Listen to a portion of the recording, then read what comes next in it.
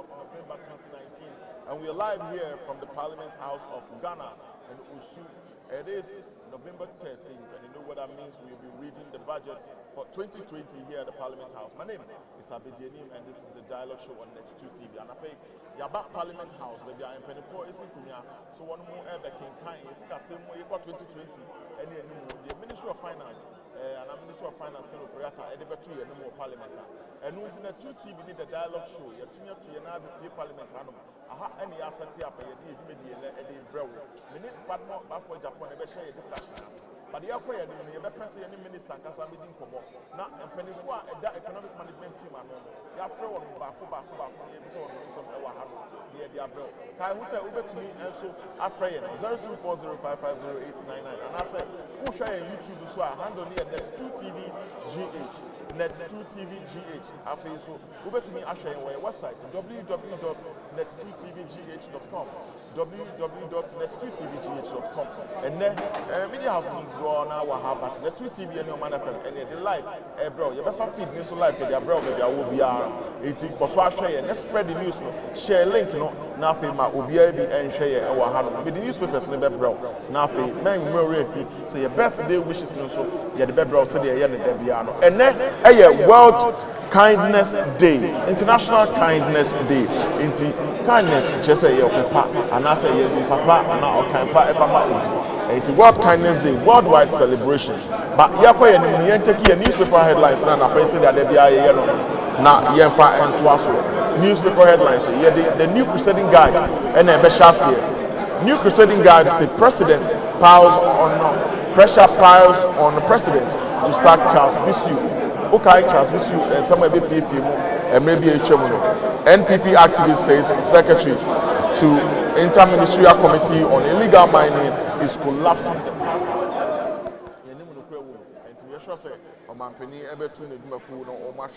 Danabis Orphan Constituency Project bleeds through 5 regions, and also Cocoa Board gets $600 million for production, warehouse, and processing of intervention, and also the front page of the new crusading guide.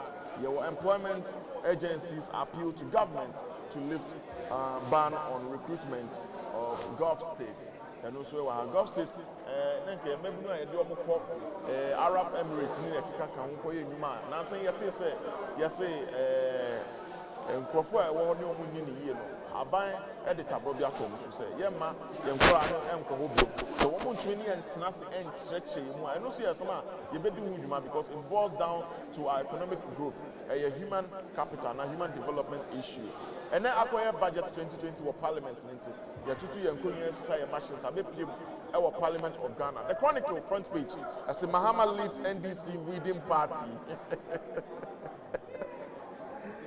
Able Council 7 others before questioning for JM, files question for JM, and also Ewaha. John Mahama, Able Council, and Kophobia Council more 7 questions. Edema, John Mahama, please pull the plugs on airing officer, and also our front page of the Chronicle. Said I'm a Kankai and many Padmore for Japan and a bidding Pomo. The Ghanaian Times is about most Ghanaians unaware of December 17th referendum survey. And no my survey, but we are December 17th. One more about 2 years, about 2 years. It's as a president, so we are 2 years.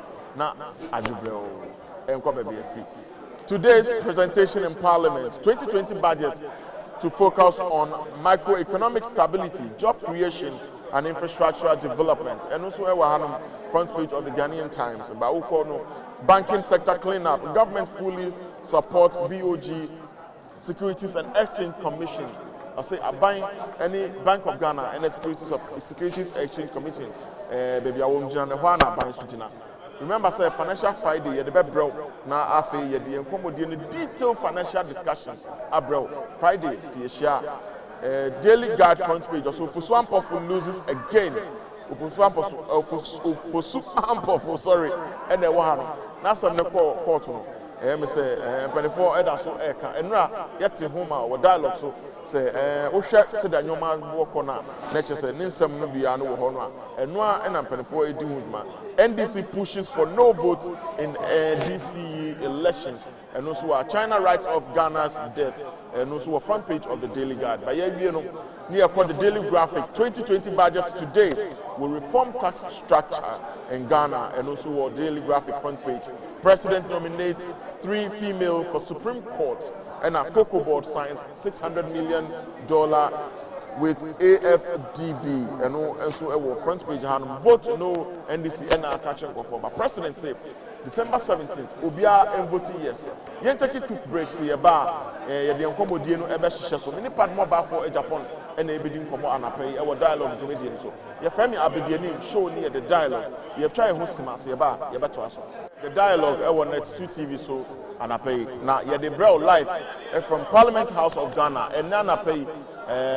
Opinion or the Ministry of Finance are no ever kind the budget statement for 2020 and until you to your nyoma abe paki hanu the live telecast na bro yako ya nimno ma yenhia dia kakra wonim say according to 179 the Constitution 1992 Constitution 197 section 21 HRSF Minister of Finance ebegina ministry na namu any Ghana ban namu na enne wa kan yesika sam e wo parliament e di a kire ye ma men kan the protocol say there be obeti the bench in accordance to Article 179 of the 1992 Constitution section 21 the Public Financial Management Act 2006 Act 921 or say the Ministry of Finance will on behalf of the President lay before Parliament the 2020 budget statement, the economic policy of government on Wednesday, November 13th, 2019.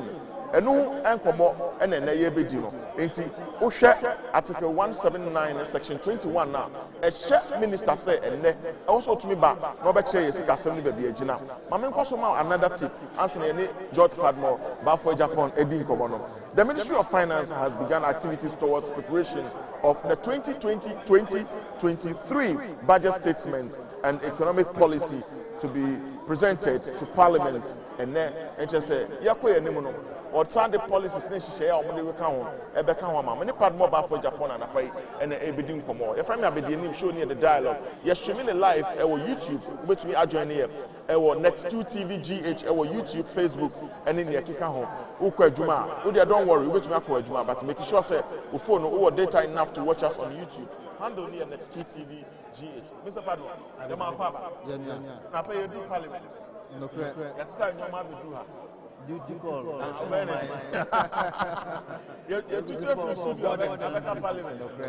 And I pay can say about 1%. Now, Minister of Finance, so many budget. I bet you, I'm honorable kind of reactor. I can Mama. For some budget to move, some need to move your one. Now, what I'm saying, usually it's never failed since the first year started. I mean, you started a table budget on Parliament. You know. The minority will have something against it. Have we ever had that history? I think once a minority has a way they edit. That is the beauty of democracy. And now opposition is not a demand for the abiding baby. We are supporters. Almost the Parliament, women inside the most of my supporters say, oh, BB employee. Also, BB also, young from young, but I mean, so many national debate. Budget in a it's anything different from Sunny in previous years. But what would you say our budget in the country? Oh, well, who Samia? I name my finance minister 2019. On mine, say, baby Sanko 2020. Sign out the show of mine, or the other two. No, we are not share a buying policies in the programs and SWAT. Or better, a year 2020, no amount of money to it is only money and some way to through finance minister. We are full of hope. because what the can say a bit focus on areas in Sasa. Also, the decline, baby, I on minor macroeconomy, no, I could do no. I was a tuition near Bombay, Nijinawa. Dear Tossumi, I feel.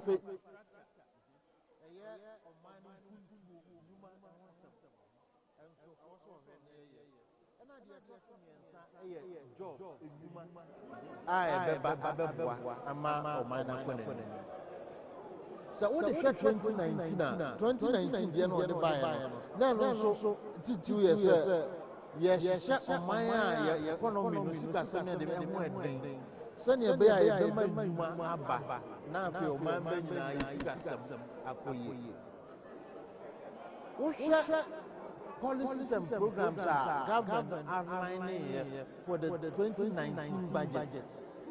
Now share the achievements so far in 2019. What they compare 2018 now? What things are money yakuye ni bebe.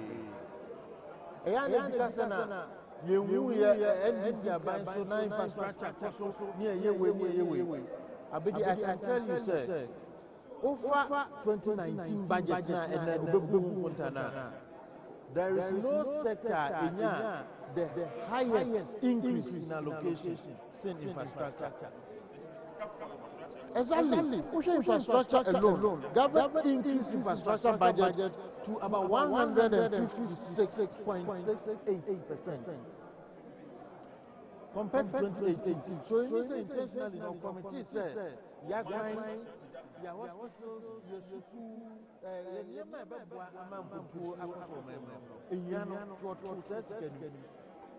administration cost in 2019. So 2018 budget, now 2019 budget proposed a amount. Sikai said one administration what is it? But 2019, the good news is Finance Minister Kachagana said this time, yes, from the normal, no infrastructure in a great increase. But the shift was from capital investment into social investment. It's what happened in 2019, and then Minister Beckett and Sendia Mimna. Why government decided to say, you focus on social spending? We are talking about CSS. We are talking about Zongo Development Fund and the Zongo Development Fund. We are talking about things like NAPCO, experience. We are talking about all the other interventions associated. And none of 2019, a bank was there, baby. Young Chicago go now, and it said this year, okay, this year, no, after you pay attention to infrastructure, then you know, say, indeed, President, community management who says, ya boy, who may be social interventions. Your best was all right, but 2020, young go back to the shift. Now, infrastructure, and so, though you see, in 2019, about 156%. Yem cost and infrastructure in the 2020 budget.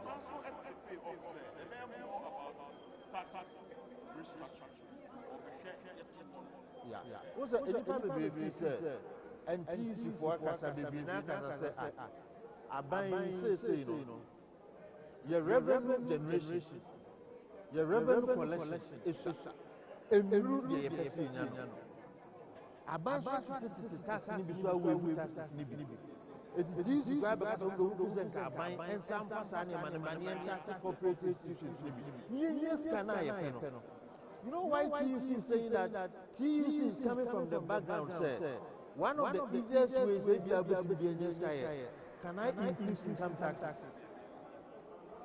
Can I put taxes on goods and services? But TUC says, I buy for now. Ghana for bedroom, workers for bedroom. It's rather no only can come to a say institutions now what to do. Obusamia, I will tell you for a fact, sir, this is not the time for MPP government to think of increasing taxes on mine. Restructuring could be yes, because system no more than that. Then you share, especially widening the tax net does not mean say introducing taxes or increasing that. No. For example, what I say on this same show, the dialogue. Any entrance so can ya say I don't buy entrance na port. The way I let them boy doing in man losing taxes maybe. Na enema bebree ntimi ma so that bebree na ba obetimi go ahead o sky opeso wunyane ade abantie obendu so good policy ma duties to be back for. So obviously so can say oh share tax na obetimi at tax be so all right ama so generation obetimi so decide say yan kan no ye be jan sane tie na nemo nipa ko bi a omo entia no yam mo de ye hu kwan a edi omo ebebem no mo tie bi. That is why in 2019 budget Abai decided say ye be focusing on tin registration tax and identification number. Na ye encourage obi an digital addressing system so that omo put the digital addressing system no in place ebe bo ama ye for GGN akone. So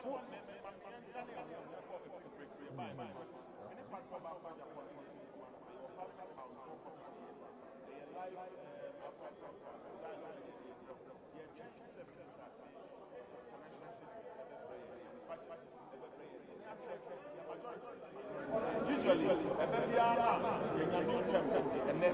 now and now majority of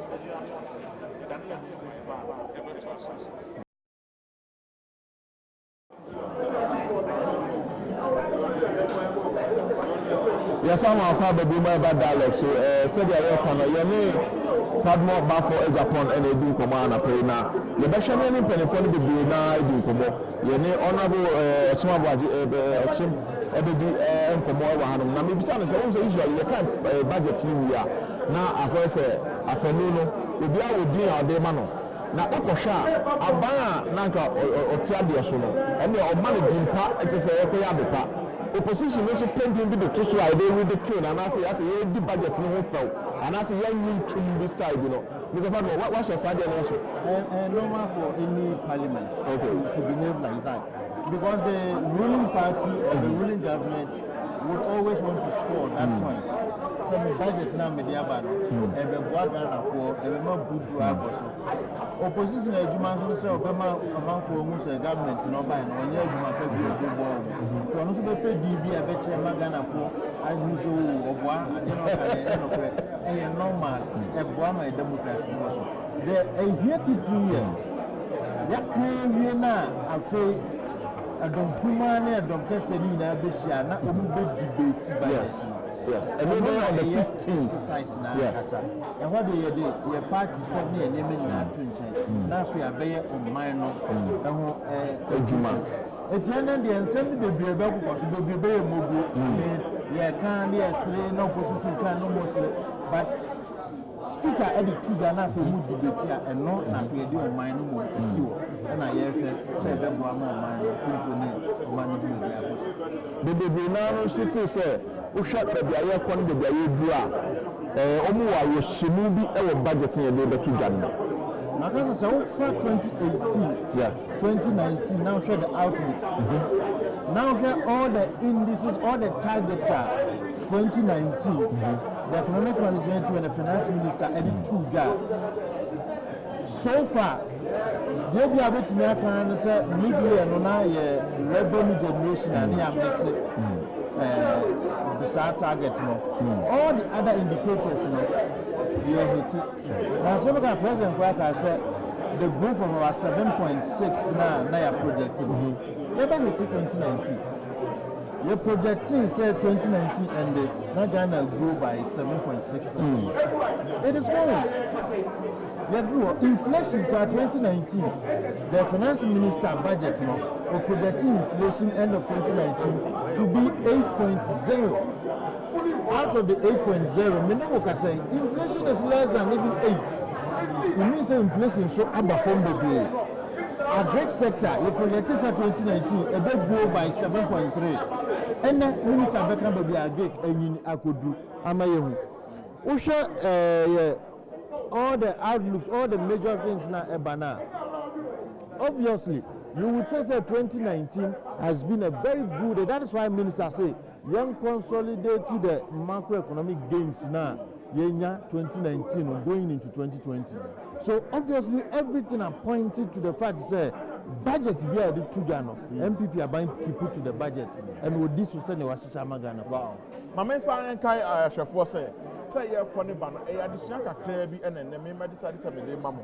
The person who said, in accordance with Article 179 of the 1992 Constitution, Section 21, a Minister of Finance, the Babington Parliament, will already budget a buying out and no Juma and any Yaba Parliament. They say Parliament, a Yamra, Juma, no Shamra, what would Jinamrano so a Minister of Finance say? And then Article 179, Section 22, a shall say, Branebe can yes, can some actually, maybe I did do. And no, and usually almost Becasana, a phenomenon now almost side of the story. And the dialogue show, many bad much for Japan, and in the 2 TV, Abetna, Bobo, Brown. Said the American, the budget reading ever brown light. The back floor of Parliament in Yako proceedings. Most of the addition, much situation 1 year, not Marco. They are newspapers and then somebody be bring on a bit pleasing. They bring us a budget, ever microeconomic stability, now job creation, and after infrastructure, and Yoma a microeconomic development, national infrastructure, and job creation. A bit should say a baba share tax reform, a twa, it was so what we share your expectation, therefore questions and now comments or messages nebra, our net2tvgh, our YouTube, and now say your website www.net2tvgh.com. We best mean to ask a regular message and our WhatsApp, our 0240 550 899 0240 550-899. Oh, the bar for D, any baby, I would do free account. Now, Mekama, many part mobile for Japan and they from out of the pay. Ya mountain stage and Parliament House of Ghana, Usu, and the Mr. Padmo, you have other issues. Ya baba budget in Subu, but Yako Yanim, Uber to me who say, yeah, referendum, yeah, she said, presidency will be on 2 years. Near Pangua, Kabimamin Kebi, Ghana memoir. They say, don't come and answer NDC. Ato ahoy and number so e dey abase ma obi an 2 years mama ni wadun kire wo wonim abedi NDC is a very confused party right and you can't say but enya asresem e very detrimental to your democracy. I see. So we opposition na omunye focus omunim de omupa emwa oman chire the entire makers are say the Minister of Local Government, Hajia Alima for Parliament. And the bill for Parliament going to 6 Parliament M1 supported no more pass a bill no for sa changes here ebe. Kwana kwa debate across for Parliament. Kwana kwa tie nsema minority leader Harina Idrisu or that dom kumana no ekaye. Kotie nsema omo MPs original Parliament kaye. Omo kaye to the sense none of them, the NDC party is never and they have never been against elections of MMDCs. Now they support it 100%. There were some clauses here. Now we preempted the decline. But you know on change my parliament and yet those were the fine details I know musiki. It never was about say yempene and I yenjintu. Omone majority na june ye baku say bebwa Ghana mpuntu enti yanko ni nyina yen support. Ko parliament say your parliament house. Obi bia mbisa NDC MP bia say what was the party's position in parliament on referendum bia ye be. Abiati yenke bi se that's sorry ya o masa ba say baby obi anko to say yempe. It is our opposition this year and one man and Obekan say Ochina no one can say and then no one can say media the mestre Ghana for ne say Ghana ni bia nim bia yemano mene wo ka say when nim say NDC for nkofo aso mko contest assembly member position can't say me Ghana near. Why need to NDC for support to assembly members? Na enti se sad dia e de enti no mo pese e be yi yanim se ye so mo asene anase ye support wo Ghana for no ye dada ye ho in some way ye ho ye ma NDC e dada ye metia ko Madina municipality ko Adenta municipality ko Kumasi metropolitan Accra metropolitan they are known assembly members are NDC party responsible. It is a saying, young Quanian finalize na dear no, and bra engine to say, I dear mango say so much in a year, Brabant, never saying, I never move say so much in my and this in behind. And this is behind. Debbie, and Chabiana Bronya because NDC manifesto near some Bible. Also, because NDC behind. I quack, yes, Mr. Omum behind. Because Omum Pesum Yuma. Yen se sumuni na kade odi na efese yen nyina ya jitu ese elections aye ya complaining say president bi aba no no ayi ngofo bi ma kosi district assemblies metropolitan assemblies municipal assemblies edi da bi yesre yen nkode yen koto aba na enyi se na yi MPs na enyi district assembly obi a jatu ti ebeko any say okwa district assembly so na Yewo electoral areas.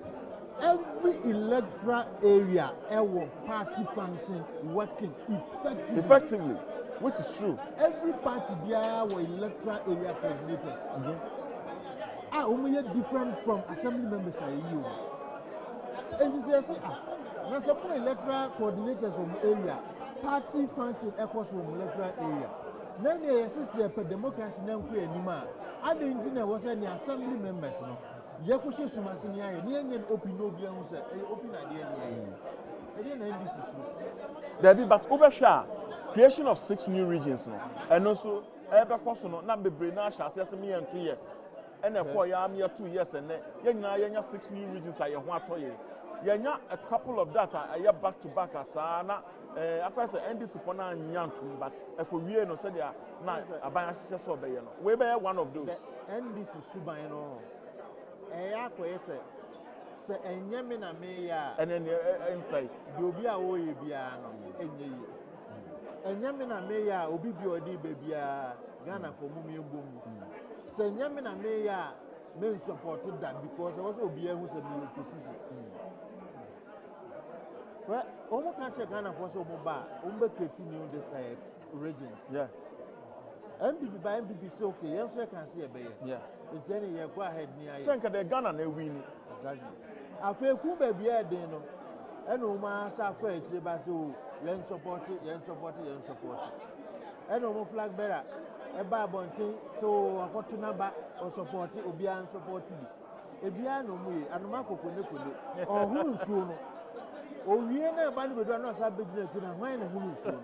That is NDC. But Ghana for Yansha or mining ye first. Yansha or mining Puntu first. I bet you know what here. Oko voter region. Yeah. Party when a dominating voter region. Across a nanka, you feel say NDC, but right now I can't really speak to that. What is it still NDC? The Ocean, the president for a while, I know they say young to a bunch, but say Uber Parliament, NDC dominate from the voter. Yes. Okay. And the Meme Crown was a president to say, Mem for 2 years, not ye this is and Capricorn also no problem with president. Now, Mr. President. So you should be a bit of voter regional. NDC now NDC for. NDC a stronghold. It is the same way this is a almost out to a moment. I didn't know young moment for NDC now this is. Oh, so what I say?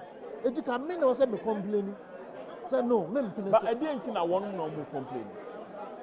For whatever reason, and free more neighbor. Oh, is that enough reason? So, and free one never bought money can't. Why should you complain? I bet Ghana phone in our sunlight. Yeah. Echo to a back. Eddie president. I didn't know that was sunlight to obey president. Then a younger said, young for Muslims, young for churches, young for businesses, young for school heads, Near find shows I no more appoint to be known the as president. Something Quebec I decide. Yes, there be. You have a Cotuaba, you really say, yeah, Cotuaba, near MPs no more Semra. At the end of the year, I say for your Cotuaba, AEDCs, your Cotuaba, A assembly members on the same line now. The president, and the minister, MPs now. Obibaka said the on Venezuela. Manchester, I don't understand. Okaka will be say politically, you're divided. It is also but you're divided to the roots already, even in our constituencies. And here, find a trouble president. And here, find a trouble MP. It's not the same. From 2013, the Obetumi say elections are won at the polling station. Polling stations now here. And the polling station one year to assembly elections. It's at the polling station and the partisan politics or that. At the end, I just say assembly election may be divided. That is the argument that most the NDC will only be advancing. I say already you're polarized. We are divided along party lines. Since this was assembly elections ever come on party lines are now you're at T and Tem. You're at T and Tem, say. But yes, some customers are come on. It's who to where you Unya Bia and now better sorry say me support PNC. Unya Wabush and you say me support NDC. Unya Wabush and you say me support NPP. What is the division in the family? Division in the head. Anyway, Honorable Boniface Sadiq Kansim. No to I think sir was the Fadama issues by no to for say.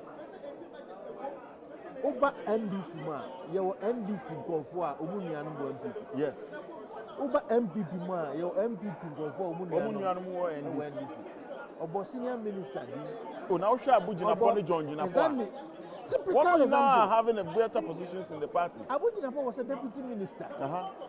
He is now an MP in NDC. Oba on the other side, John Jinapa. John were NDC. Yeah. Oba on the other side, Abuja Jinapa. Ewo, and deputy chief of staff. Omo ye nuanom. Yantie so omo konda. What is family no ebuache? Eti omo papa okwa de bia ne family okunto kwa because omo muache. There be. It is NDC. But when such a comment is coming, and we have people like John Jinapa and the rest who are an example, a living example to it, why wouldn't they stand up and say, look at me? Know better. NDC should know better. They should know better. Baba Kamara were NDC. Yeah. Obaya be National Security Advisor. Yeah. Nini ane Honorable Abubakar Sadiq Boniface. Oh, yeah. MP, a minister and MP. Etubeti aka say Honorable Boniface Abusia for kunto kwa because omo Abusia no ebi mo achema ebi wo NDC ebi wo MP. David. I still don't understand. And a very dangerous line now omo taking. Ghana for can indeed shame the NDC. Ghana for sending a referendum for the creation of regions. I strongly believe, sir, Ghanaians will vote this time again and vote for this referendum. Meanwhile, why? I was an assembly member. Ebeka me say or contest assembly elections. Party Moano. I mean, so a party ni or a party, but no make say party yen free. Why would I deny? Why would I not go and campaign for party banner or stand for assembly member? A day and a member, the constituency chairman, or the executive, almost campaigning for party for almost standing for assembly member elections. Every resource I was here, the boy, and I might say, neither the idea they will see young pop opinion, ya, or dead. Ye dear grow, man. And I'm not talking about ye dear grow, talking about MPP. MPP has a focus on him where our person the Ghana could do. But the area in life, and say, I bet you know be here, Juma. Our only leader be Nanti. Now we leader no very strategic. He can look into the future, 10 years, 20 years. So when we didn't come out, he is talking in the future. But what we want now, and I in him. It is something all can and I say Daebi and Nipano also. That is the difference at NDC for a show. They still cannot catch up with the vision of the NPP moving forward. They cannot catch up with the vision of the president taking Ghana to a level where Ghana now between once say ya koyenim. What now Abrochepen? Yeah. When they are electing mayors in US, Omunko elections. Yeah. Oko US our mayors are elected. What is wrong with that? The U-turn. If the idea of the U-turn is just to again seek the attention and make the MPP unpopular, then they are failed. This process, this U-turn, is dead on arrival. Also, you tell Krumana Professor Hawaii, you're praising us, so we're the key champion of decentralization, right? Professor Hawaii is a key somebody who propagates the ideals of decentralization. Why is Professor Hawaii within the NDC now backing out? Yeah, so a local government expert. It's not making. Now, what can be true? Why are they backing out? Why did they come to Parliament and lie to all Ghanaians that NDC as a party support what the MPP is doing? Asano makama Parliament I record now and what hands that would that was say in principle you're supporting them. And I said Trona says mobile because you're supporting young Tintia. What is this? But they are in a leadership crisis, so you can understand. The NDC is in a deep leadership crisis. It's left, right. Mamenka for say, Ubetumi send a message. Our YouTube and Net2 TVGH or YouTube. Yes, me show we live. Our YouTube and Facebook. Net2 TVGH. I feel so. Ubetumi send a messages. Our WhatsApp and a regular SMS. 0240-550-899. 0240-550-899. We send a paudi. Anybody out there free account and I will send you a free account and come out. Many part mobile for Japan in the so they are share with Bono. Yenny and penny for the Duana and the bidding come. You be some more drink FR budget, no more expectation, and after once more expectations, yeah, now with the account Abre and say they are come out. You have share $600 million are buying a secure the Amako sector. You see, the Shemukina, you share processing, you share warehousing, you share infrastructure in the cocoa sector. And also, we are not really bearing off from the discussion for today. I would always, and I'm proud to be an NPP member. Okay. The Inter-American sign is a Mibu Meniko Mechi. Now, me share in Fibia Chamber and Fimian and Fear 9. They were NDC far cocoa board. As a American cow, when American cow. Yes. Nantia Nufuso Asana Yachi Nufuso. That was how NDC was seeing cocoa board. At the NDC, the cocoa board, Konomaka Jebosia in the name of cocoa board. No more bar, nobody. And Kababia cocoa board, Aquaji says, Sikawi Abeno. Sika cocoa board J and Opuni and NDC. Kiatra. What your honorable boy do, Sabibia Oka about Sikawi? I am proud to be a Ghanaian. So you work. Cocoa processing companies, our Ghana. And Kayako Kono, yet Yanka say a hatter, ye dear good bottom at the quadrature. You have it to process Biwa. May I take a quick break here by about discussions? So far, many part mobile for Japan in the Book. Share budget review and our budget now, Ebano, perception about it, and Mr. Padmore about for Japan or Dream Papa. I feel you better break now, see a bar. I can count messages living in penny for said I'm sure, but do one idea for Niaji or my drink share after budget. Your family have been dealing I and Net2 TV show near the dialogue. Yes, show me a video in our life or YouTube. Go to me at www.net2tvgh.com. www.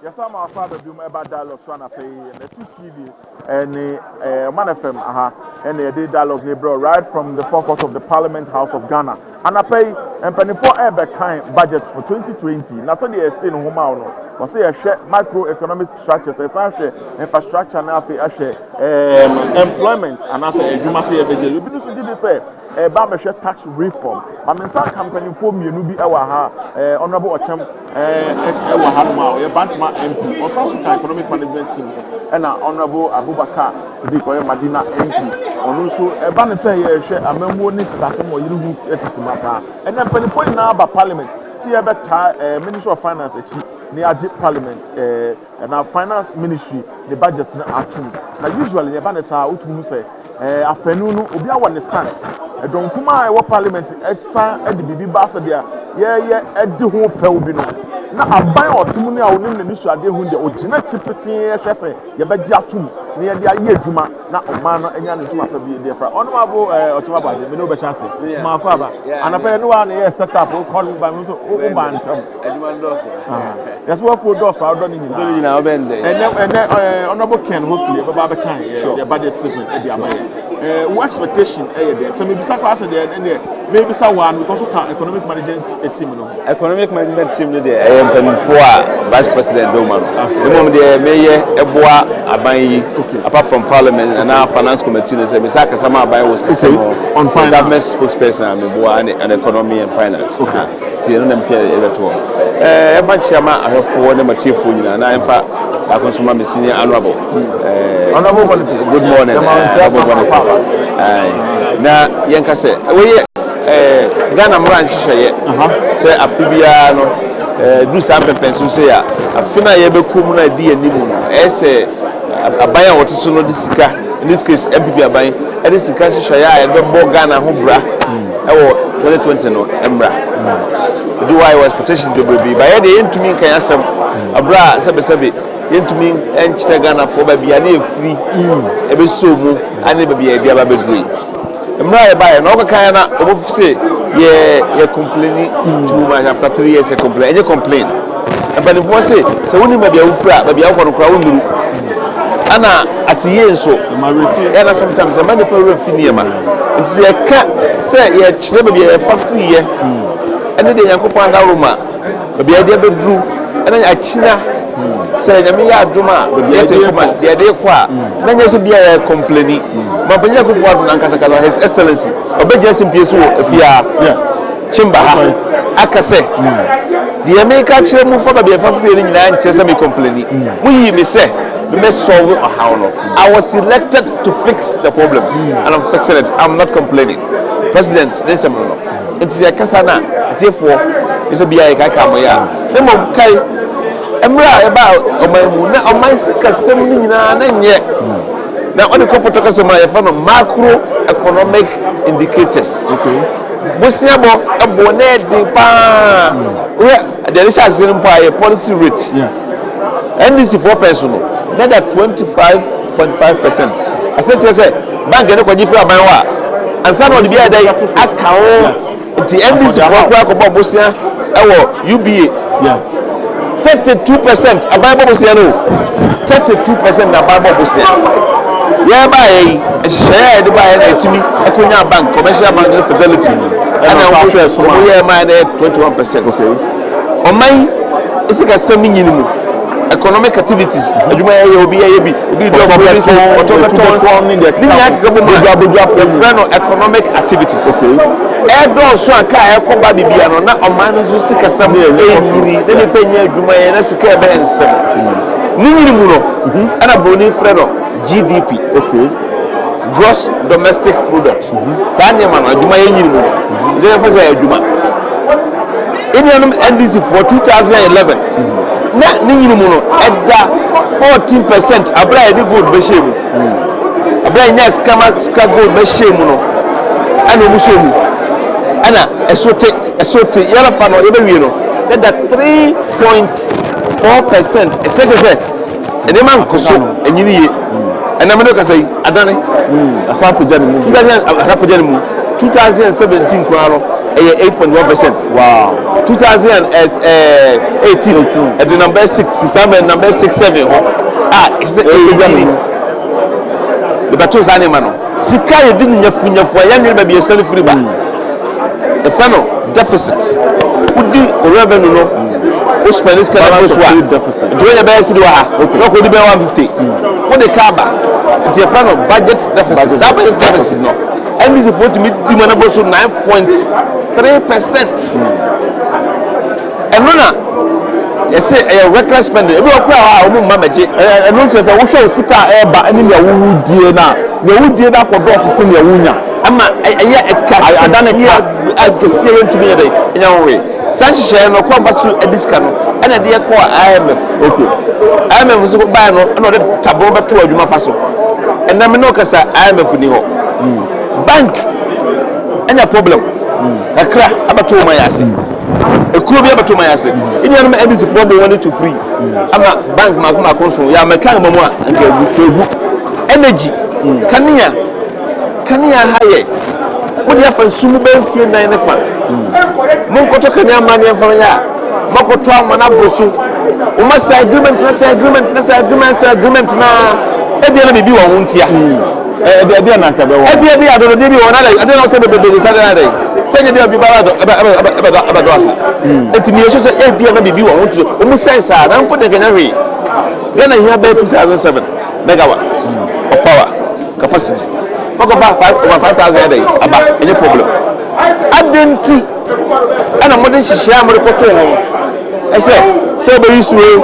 So when you say you so, Jaka. I didn't hear about 3,000 pay. Not 5,000 about.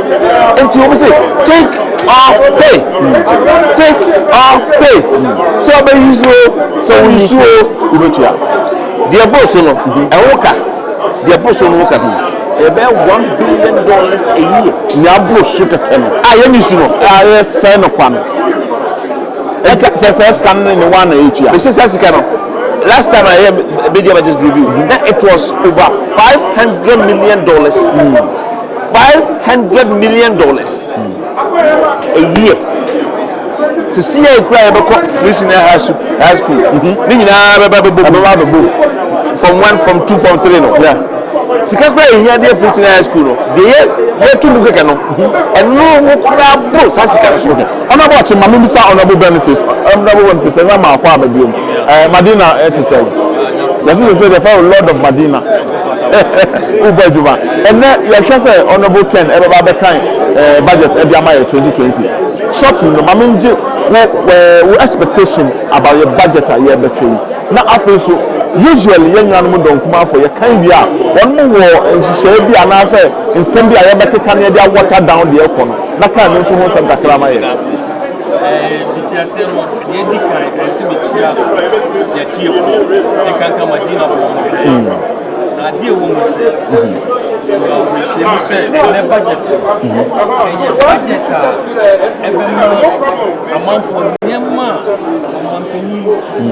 during the campaign, the manifesto what it took that, and then you have to sign your mom, you continue.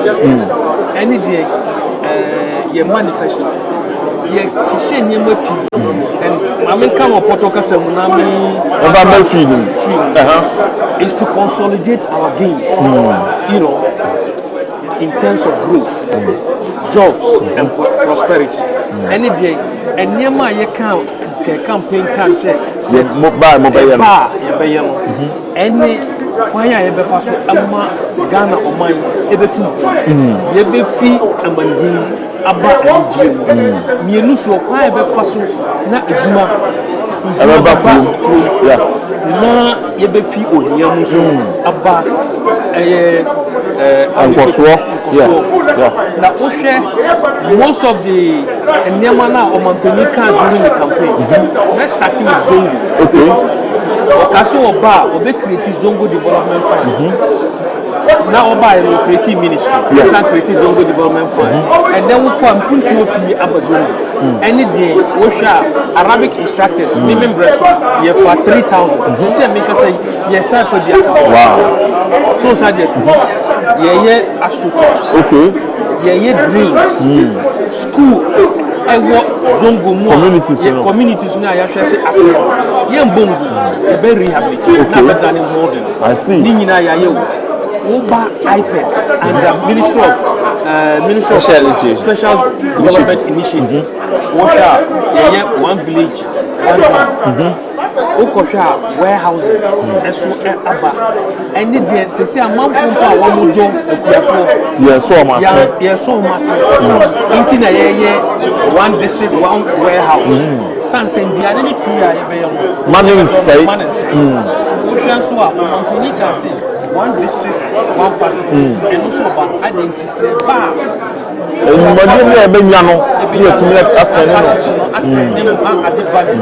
at the same time there will be stability of prices. So proper stuff is to ensure prices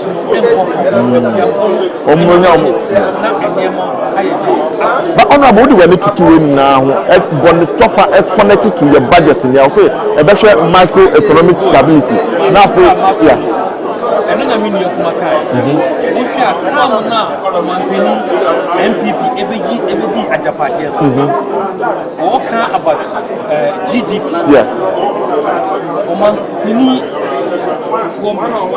Yet discover oil. A shoot to grow 14%.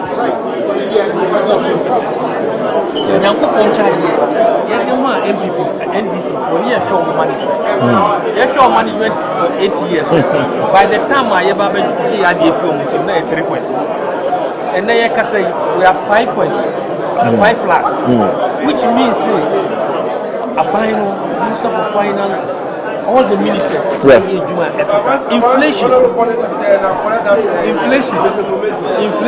now you're 15%, and then we are talking of single digits, which is 7.5%.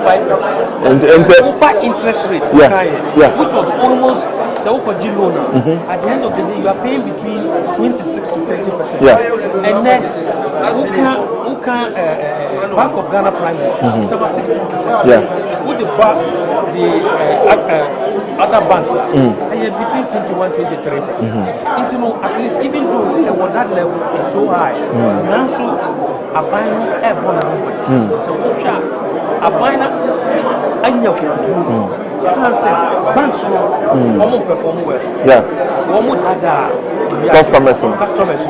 If you are buying the banks are not doing well. They pretend to present a good face. But in terms of liquidity, those non-performing or putting it together and only banking clean up now. Exactly. It is a option. It means a buying because at the end of course, would you see a month for a better now, they are not month to say NDC for no Muslim say. So, I would demand the speaker. Capital flights. I see. So, by ideas, no. Musu, Bemen seems so much. Honorable benefits. That's honorable benefits. Madina MC, and then and then my question a gala match. If you cannot, if you are honorable Chinamaji, young Koyan Kumudin.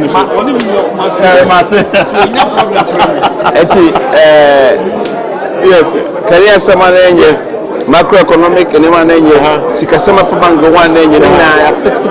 I am a program of last year. Secondary school, senior high school, she's at 20 years.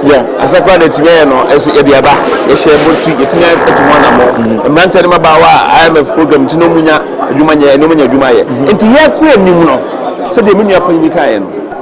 Sir, and near my to me at the Abaya so, my Mamma can hear Jinaso, my queen, a quam beso, and never cost was some Amaneginaho, and I upon the knee. So, how do you sustain the gains, or how do you further grow the economy? So, you will consolidate and sustain the gains, and that is what we say. It was a year. Now, at the back when they call, they need shame. In your NDC personal, reckless spending and reckless borrowing. Now, anyhow, I'm a former NDC for reckless, no, it's a Busian Basa, now say your election time, Biano, and it's supposed to be this kind of rough. And you know, your buyer, and it's Dabi. In your sir, what's that? So, back here, one example, Commander Sugar Factory. I better make a Commander Sugar Factory. I want to require raw material. election tea was spend election vote buying projects and umuye without control in the year back 2020 no Ghana for nyina yankai yehu say yes by election mo MPP in recent times any abanya wotimi ekọ election 2004 a onni moroso ya ko 2020 election ye Ghana for nyina bose yen spend this sika anyhow because of election and no the ever call high into December 2018 last year at the Marabia Baton untimi uni Ghana sika emroso and we are there quite expert say Minister Becker the share of deba no I say below 5% deficit no it has to be below 5% and no na ye can na ye nuanom NDC for omuti yomuya because omunchi shebe bebe ase oman obaje di say I'll give you a time. Energy sector. Can you believe that energy sector? Honorable Yusuf Suleiman Bekabi. Energy sector. Honorable Yusuf. I was here at 7 o'clock. Honorable, let me introduce you. Honorable Yusuf Suleiman, MP for Boli Bamboy, and also NDC MP for Boli Bamboy. Yusuf Suleiman Abekan. Honorable, what I was asking shortly is that today expectation. Act 179 to Section 21 requires the Minister of Finance to come and read the budget to us at the floor of Parliament so that we can deliberate on it and assess and move on. He's going to do that today. What usually happens is that after he's read the budget, we have parties from both divides, either the majority in Parliament hailing to it and minority trying to ridicule it. Is that what is going to happen? What is your expectation of the budget today? Let me say good morning to Cherry's US. Yes. And to say that it is a constitutional requirement that the President and for that matter, the Minister of Finance is coming to read the budget. Rightly so, we'll be there as usual to listen to those rhetorics. For me, I think this budget can be christened as the bye-bye budget. This is the last budget of the MPP administration. This budget called the Family and Friends budget is going to be the last budget of the Nanado-led administration because the MPP and for that matter, Nanado overpromised Ghanaians and under-delivered. And that is exactly what we are seeing. Now, let me make a few corrections before he takes his leaves. He spoke about reckless borrowing. What does he mean by reckless borrowing? When you borrow and invest in projects that can bring returns. When you borrow and invest in projects that you can physically see. For instance, take the health sector. Okay. We have so many hospitals around everywhere. Yeah. And they have even refused to commission some of those projects. And you sit here and tell me it's reckless borrowing? Ask him. Before the MPP left power in 2008, the NDC only one oil well. By the time we left, we had added 2 more wells to our oil sector. You call that reckless borrowing? Tell me. In the education sector, we have invested so much, and so you sit here and say we have borrowed recklessly. In any case, I want to, and I'm putting it to you here, to mention to me how you have utilized the 85 billion Ghana cedis. Okay, would you want to respond to that? Let him Yes. That you inherited a debt of 120 billion. Today, as we speak, in less than 4 years, you have increased it to 205 billion. The difference is about 85 billion Ghana cedis. Tell us how you have used it. And we want to see physicals. Anybody who invests and will not invest in projects that will bring returns and only investing in social interventions is not taking us anywhere. Now, your issue of the issue of Commander Sugar Factory. If you care to know, go to the Ministry of Trade and ask them. When they came into power, they conducted a research, they conducted an audit into that project, and I have a copy of it. At the end of the day, they pay huge sums of money to the auditors. The auditors have made some recommendations. Ask your government what they have done with those recommendations. Among those recommendations, you are supposed to undertake certain activities to ensure that it doesn't deteriorate.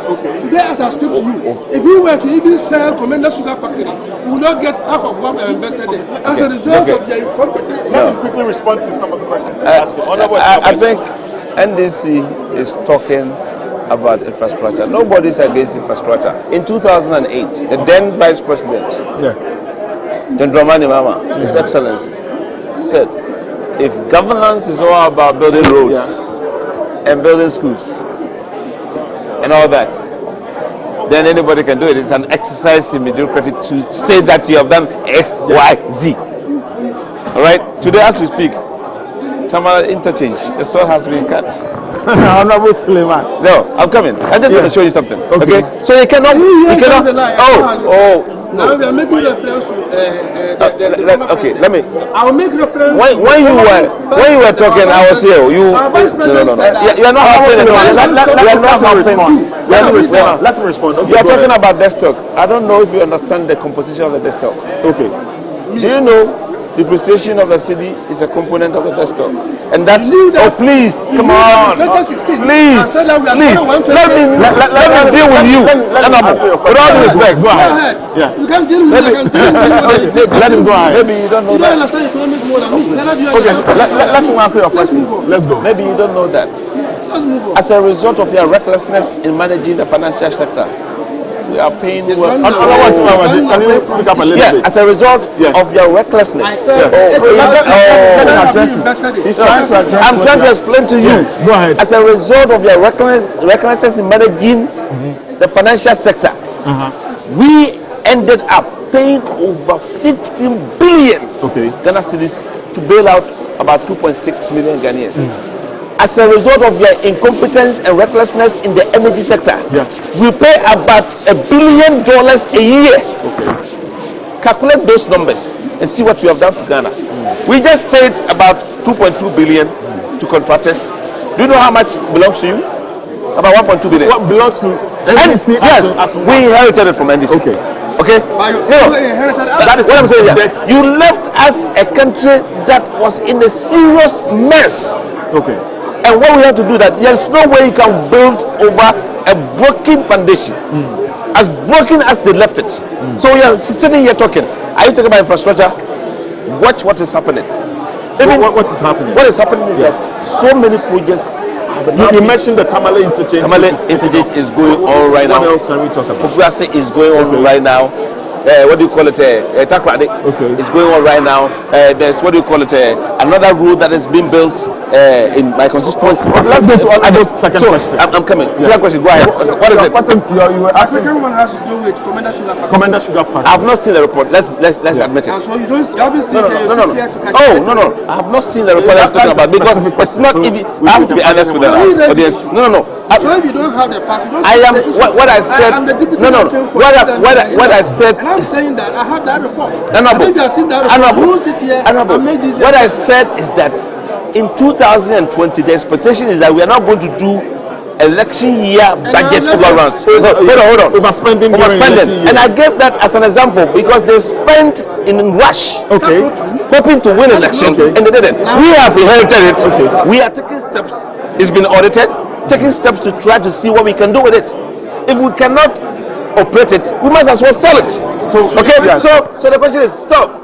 What you are saying, you are talking about, you don't know what we have used, the money we have borrowed to deal and clear your mess. He made a point that I've spoken about financial sector crisis that we have to claim. That's 15. That's you. We have also used some to pay for the energy. 1 billion a year, 3 years. Multiply it. Okay. What is budget made up of? Budget. I'm coming. What is budget? What is budget made up of? Revenue and expenditure. Listen to me. You have the revenue and you pay compensation. You pay interest on what? You use the borrowed money to pay compensation. You have to run the country. No compensation. No. Let me finish. Listeners are not getting it. I am just telling you. When you have revenue, when you have revenue, you pay compensation. You pay for goods and services. You pay for infrastructure, and you pay for interest expense. So how are you able to keep the government running and the expenditure running if you don't pay for all these things? Let's get to it. Help me in this. My question is this: whether you have borrowed money or not, you will still pay compensations, you will still pay, whatever, in order that you're able to run the government. But I'm saying that between 2017 to date, you have borrowed an amount of the debt stock is different from you don't understand. The debt stock is different from borrowed money. No, the debt stock. The debt stock. No. The debt stock is different from funds borrowed. Okay, so that's a lie. You agree with this? Listen. But no, yes. Interest payment. No. Interest payment is part of it. But it's a result of your negligence. You can use your words, but they won't mean anything. But that higher the difference. Yes. Exchange rate differential is also part of it. Now that exchange rate differential is as a result of your inability to manage the I want to make it clear. Do you agree with this clarification of the borrowing? That the debt stock is not equal to borrowing. Is it true? What I'm saying is that no, it's not true. It is true. Good. I like that. It is true. So now let's. But what I'm saying is that whatever it is. So what is the real borrowing? It is a debt that you have incurred. So whether you have borrowed it or whether you have not borrowed it, we are saying that to the extent that today our debt stock has risen to 205 means that we owe 85 billion. And the person I want to ask is, where have you invested this 85 billion? Now you're telling me, telling me that we are paying 15 billion in clearing the mess that we allegedly It's not alleged, it's a fact. Coming to that. Okay. No, we didn't leave a debt in that financial sector. You didn't do it. No. I mean, as a government, no. What he's saying, I am also a member of the finance committee. You don't know what I know. What he's saying is that they have used 15 billion to clean up the mess. And I'm saying that take that out of the 85 million. And then he said they have also paid 1 billion to what is it called? The energy sector crisis. You are getting the take or pay. The sake of the take or pay. So you agree to take that out of the 85 but that is dollars. Tell me where the money is going. It's dollars. Convert it properly. Okay, convert it properly. Can convert it and take the it. energy sector. No, the energy sector is $1. You understand? $1 billion a year. In any case, okay. In any case, he was asking of how we spent the money so far. I think, Honorable Yusuf, you are not helping us because you are quoting the CD together with the dollar. Yes. And it's not going to make the. No, we can convert it. Let's quote all either. We can convert it. We can convert it. I quoted the debt in Ghana city, and he quoted in dollars. Yes. He could have quoted in CD equivalent if you wanted us to go on that tangent. Why do you quote in cities? I also quote in cities. I quoted in dollars. Quote in mathematics and multiply. Oh, sorry. We can do a simple mathematics and multiply. Honorable Otumabaji, so going for Honorable, do you speak to? I would like us to go down and see. Good. Yeah, some kind of a coach with a so they are Honorable Suleiman, or a Bolly Bamboy MP. And some Bolly Bamboy used to be Express Mohammed. Yeah. Sure. Okay, great. Shop budget no say ya ka obo fun photo kasam bebre people say Honorable Otumabaji say e dey na Ghana for ehwe nim say e benya every budget usually the kind budget we are majority will understand and a minority will understand but ebe you no we will come to a point say yemfa nye djuma anase yenyi ntum Honorable Otumabaji me new adventure we no ho sma na fe mema Honorable Suleiman and so on but say I'm starting in the two language so I'm giving you equal platform. Yes yeah that can say you know NDC for ya aduma next year no 2020 aye election about to abakosem kire say you know NDC for do election mu a omu boka no basabasa bi okra mo former parliament ko meje approval okay omu ye wiansa no omu de aba na ama onsusanso bi a etimi ekumo man e de o man ko sika samase amwa na e ba e hye ato wo mra to wo say obi antumi nimro so is the 94 did no 9.3% and then the man say untumi nimro so more than 5%. Now for man I to him and no ya expect to say at least some run and before the buy okay me aduma next year free senior high school as Adam from 1 4 from 2 4 and from 3 4 and me expect to say minister bet me who say why you say munya overspending abanu hia de kese obi an ko school no bi no na sebe krama me ko obi ba no the way of dogs obet me akan and no me expect obi na me hu se o de hye bia dai atu kan yan sema and si poko hye basa enya firi mu nwie yo ɛho ka no boda sutua ila sutua take up pay no ɛho sutua so no ɛda so okay ɛna kanea so eduma ni sipɛs no minimum bi a ɔkɔ owi minimum rante bi a no mu yɛ adwuma na dwo because anadwo kwa na so kanea okay bi nkɔfo bi a no mu adwuma yɛ dai ɛsɛe enti no minister Urubida and a was the so then a baby agua, no, you know, to change. And as a minister, come be chile about and this is war. I did go find when I about 2 8 million euro. Yeah, but be okay. Can afford a theater. These are some of the expectation anything. First of all, who say the Minister of Finance by the every year. Minister on behalf of President or ever deliver budget statement. Yeah. Now, me want to say, me can say, this is not the first time I already did budget of here or 3 times. This is the last budget I already did. Now, I will say, the already did now. As some of them can month money. Oh, so me expect to say the already can then anything different. That's the person can say. Some more opposition. We can say, manage the economy. In the kind of what the more on them manage the economy better than us. And I can avoid the mouth. Almost like I said, you're going to push up the play. Ghana Scasam now for your passa. In the old young bar, near the Ambedie. Oh, that we can now because also on tomorrow. Make my referring to the president, current president of Kai, was this canoe and Wahaya to council and a committee. I read someone say, so was go for Koborobi, says Kawaha, I don't know Koborobi. I say, what is it called? Again, I will just do budget. I'm the tune of this budget is going to be as usual. The over promises and under delivering statements. Before we say the cast and Pacopono, you use most of the time to eulogize his grandfathers. Any the father of next week. Yes. I'm around. Thank you so much. We want to continue this conversation in the studio next week. So we're making arrangements.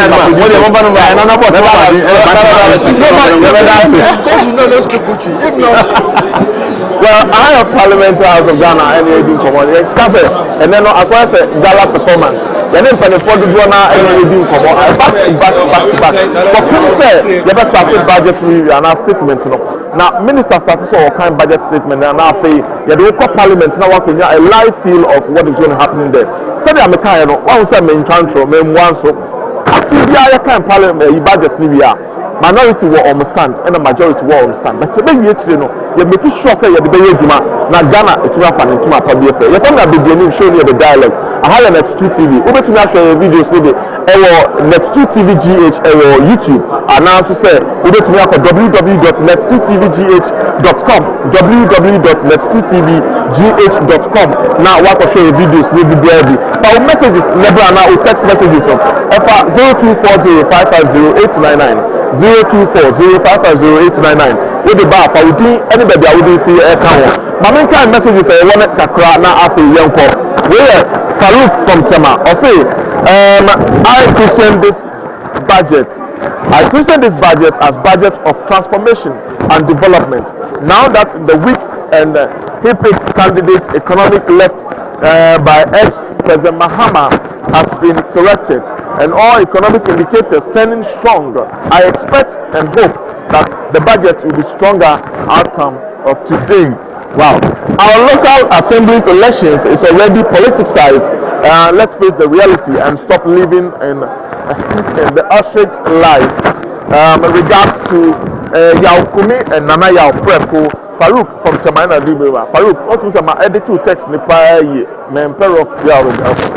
Okay, OPK go so Nanado and the NPP government budget will be an aspiring one, fantastic and hopeful one because they have fixed all the mess Mahama and the NDC created in 8 years with their super incompetence, bad governance, create loot and share, and the NDC have disgraced themselves by asking Ghanaians to vote no, but elections of the NMDC's in 2016 manifesto, so they don't have any good thing to offer to us as people of Ghana.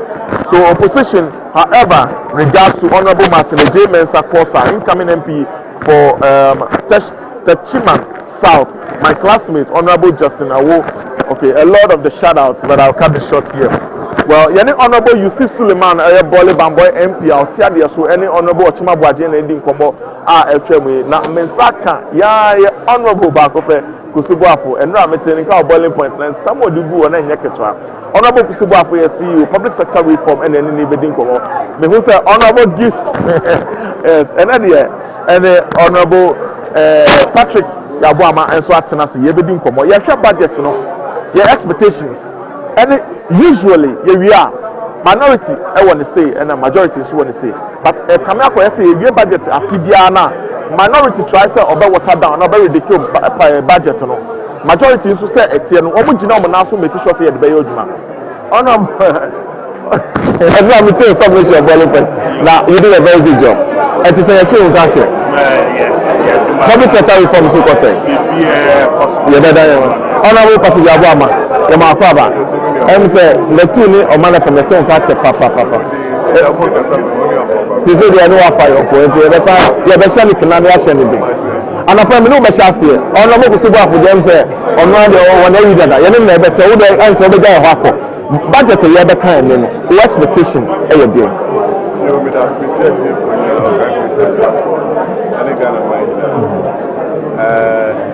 Budget and yet 2020 assembly. The Mexican Ghana for Sibia. Also, 2017 reforms are home successes. I done 2018. Regular 2019. I a Juma 2017 or 2020. The body cover. Ghana process. Say na na mind it baby ni e sha se ni baby ni ya kuduri baby ni e pese e dey mind for coming 2021 na we are doing here we need 2020 election it's a comprehensive program I need to mind say na everything na tete na pansa na ma for Ghana dem ah na mu susu class we dey to share mind na susu Ebenezer the people here the best of man for say you can't check on a mindset so we feel man the going to say now so we can't check on a mindset I'm mind to me that's it I'm my mind say the mind every bit how the draft was what sabi I'm start to mama 2021 yami di muti the mind progressively than what the NDC today. You tell me what you say, and you mean I make count.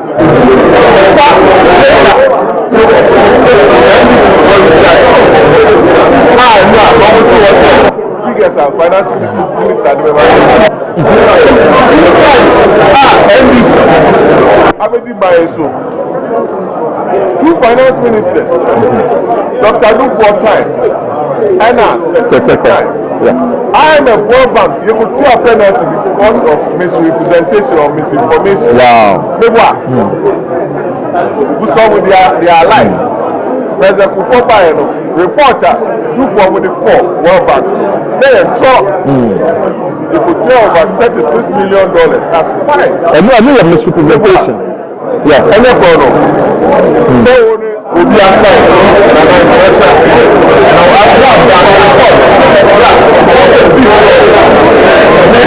the sun that for on my neck. I see me.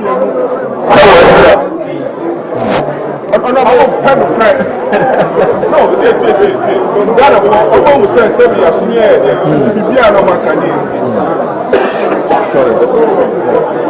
Say, the TV show me me catch up so me a crop. Almost a budget I'm the bad then.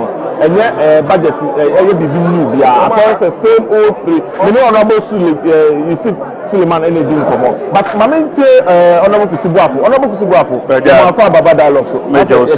So no meeting come any budget expectation pa yo better say na yenchie for you. The woman ni say o man bia no eye journey na wo travel. Na medical catch Ghana for am o mate ase pa say efri si enya independent. Emfia duosia mienu ni yakọ IMF empredusia 41 years yawo IMF. Yenya build economic fundamentals a best sustaining growth na the transformation number. Na de ya na ye wantwi e wo kwan mu ne se anytime bia NDC ababeba power no obu man no de akowura IMF, which is an intensive care unit at a hospital.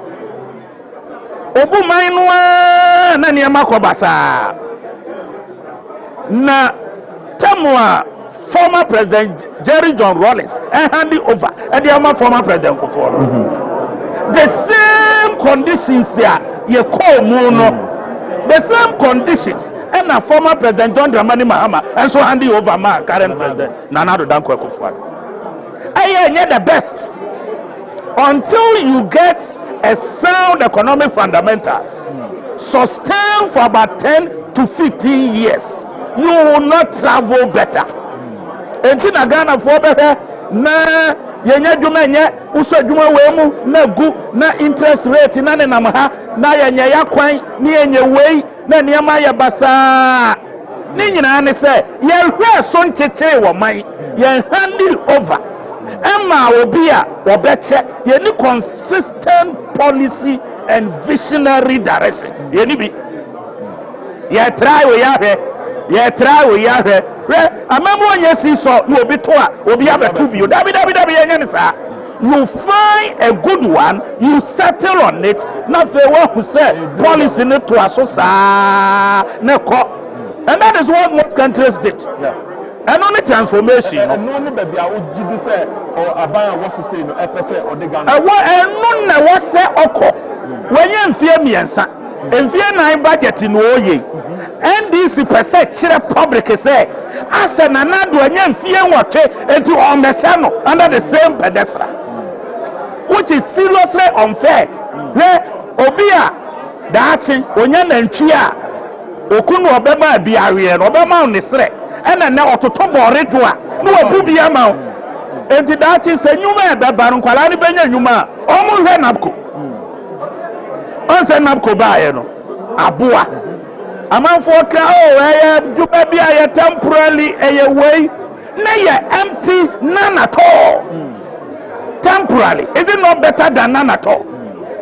What you say enti sane manu na abeto ho enti aban we ba ye de obeto ye there to GDP baby efa obi ka say na ye ni we ye ni no eno ne ye so mumu we 2015 dem call IMF areti na mon ka say enka hu. We went to IMF. Economic indicators no are fairly fundamentals in a week no. And nunti and I call senche see a policy credibility near economy. So why did we organize it? But yamba yasem na maybe sasa it no expectation sima ana tofano e dey we never. The expectation is let us sustain growth yes say yenyen.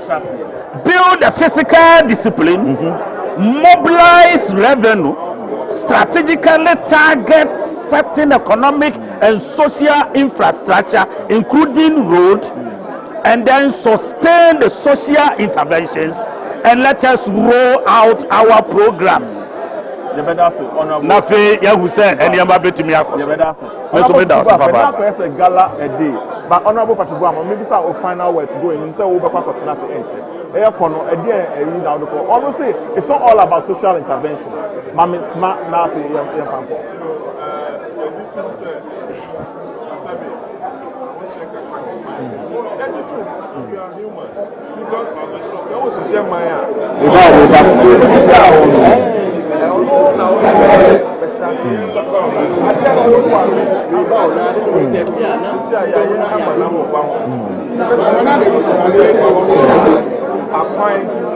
road challenges, of course. Your mama saw why quine now. Why quine in other no be a soup quine? I don't see this. Yeah. Also, was school down anyway. Opposite room, no planning, no strategy. Anything near baby near tea. Tebe Segana might say a strong. Baby, I asked to mine a journal. Our problem cover NDC record. Growth rate of 3.7%. No move from to 2 baby, I do 7.6 going 7.8. No move from Kobe's economists, they are 3.7 and 7.8. Then, no move Kobe's say bank rate, interest rate, no mujayano. And in the homes, they say, no move from Kobe's economists say, they ain't a year. The move for a data, no move from Kotu Amudiano, no Musa. Say growth rate, now cost a DN and a basic woman. I know I'm phone one in on here and they acquire me. And they acquire free one. Who expected and then say, one back tries over the club. And this is there, and this is the own for Ghana for 7 years doing your Juma. To be beer, I will pay beyond me to my catcher. And the Quabrani to be confirmed or sell or drug gas. President of Ghana, former. It's unfortunate. Thank you very much.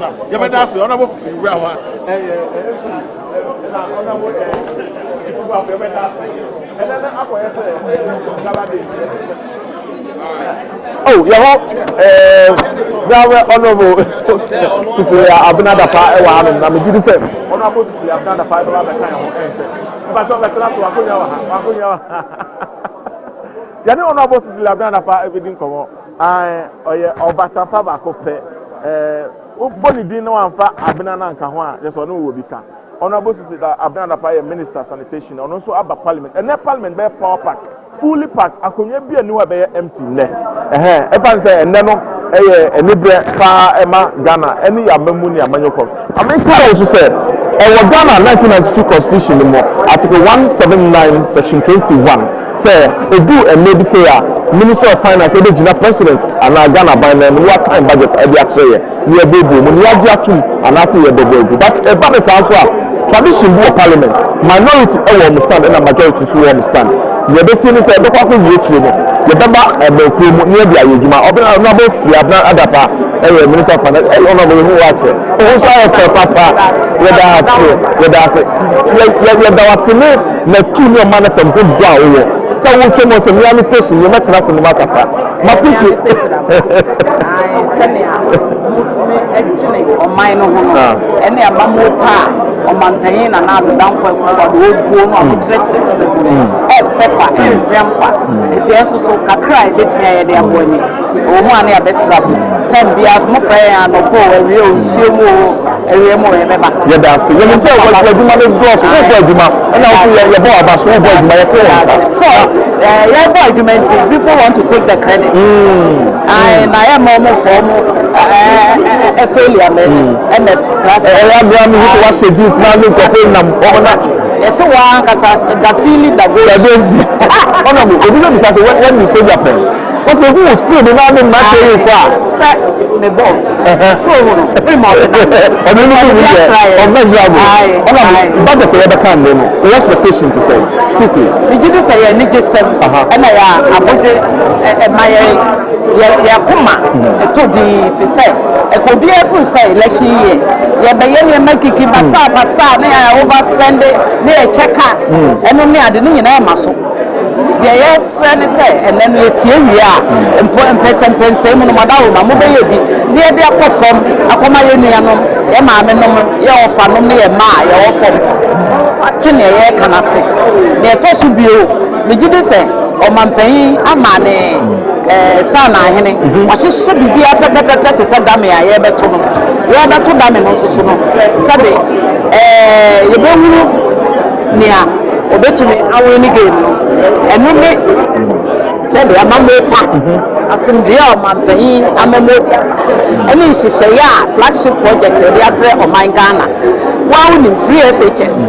A quite out of why I'm not more patent in that sign or hydro sika.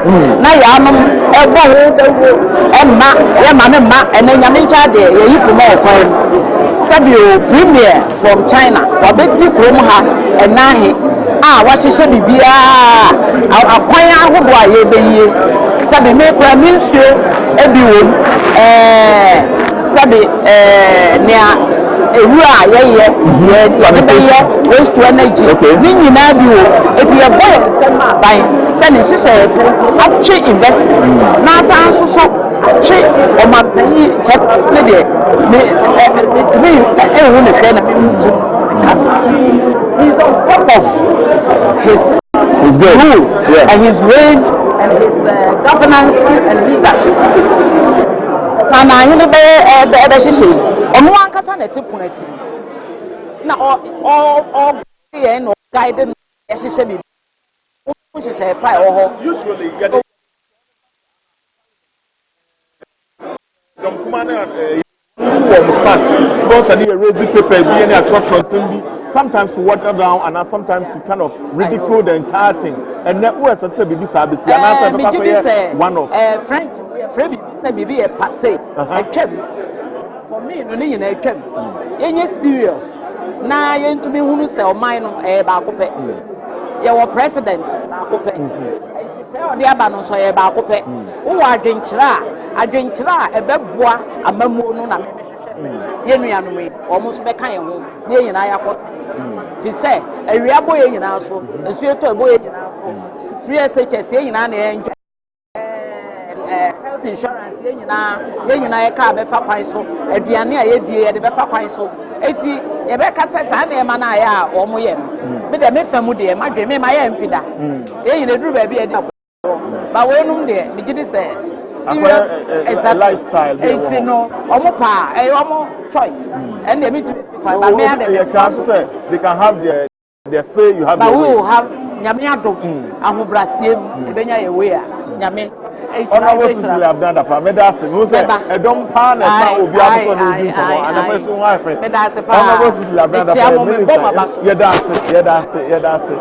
that's it. Any doing for my son of a kind and then upper Galadi, Obia Baba, Akunia, I the woman left the don't come in the and penny for the sale of the barn. When people soon I will share. Now all the messages now send here YouTube and I say regular SMS at the media send here Net2 TVGH Net2 TVGH our Facebook YouTube and at www.net2tvgh.com our your website is www.net2tvgh.com with the bar making camera make sure so the any baby would be free at the count send a bear mechanic be when the criteria yenene kasano say yeah kasano and net akoye ya gala day but make sure say Article 179 subsection and section 21 of say Ministry of Finance and a Minister of Finance on behalf of President Ebaba Bekai yesika sem and a budget our Parliament yatre emrahye bejemwa empanifo a ewa ha na won mo bobu hu abadwenkro ewa ha na say ye kasa opani ba ko so abekan yensa ye bedi enkomo na question am e bisa ne say one more expectation about a net budget no Honorable Albert Afuka Abetinase. Honorable, you are very welcome. Thank you very much. MP for Garo. Yes. You say bisa say what expectation of a net budget a day? Okay. A net like I say Ghana. And for me my expectation is that one, next year is an election year, 2020 is an election year. And being an election year and looking at the previous happenings during election years, most often expenditure will go high and leave the country in deficit immediately after election. So I expect that the finance minister should be a bit economical because we we want to stabilize the economy, and once we are working towards stabilizing the economy, we must ensure that we are minimal. We go slow on the expenditure come 2020.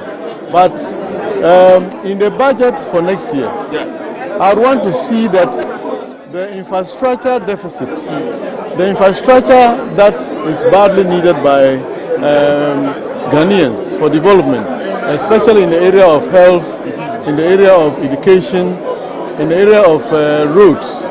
I want to see that there's substantial allocation for these sectors, because these are the sectors that actually move economy. Agri inclusive. Yeah. So I would want to see the completion of the senior high schools, that the community senior high schools that were started by JM and left, because this is government's money. Yeah. It is the people's money. It is not NDC or MPP money, and therefore we want to see that government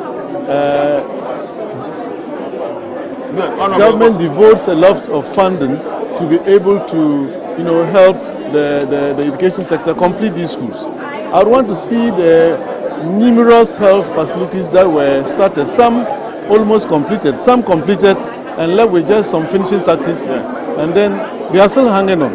I want to see that on the news it says that about 52 of them have been completed, if I'm not mistaken, but quite a number of them have been completed. Yes, that's what I'm saying. I think that that is a story that we are hearing on the part of government, but if you go to the ground, that's not the case. Okay. Because if you recollect, recently the health committee went round, and what we saw from the video clips is not what the government is saying. It wasn't a reflection of what it's not reflecting what we are hearing from the government side. So I would want to see the government devotes enough funding to be able to complete these, because health is wealth.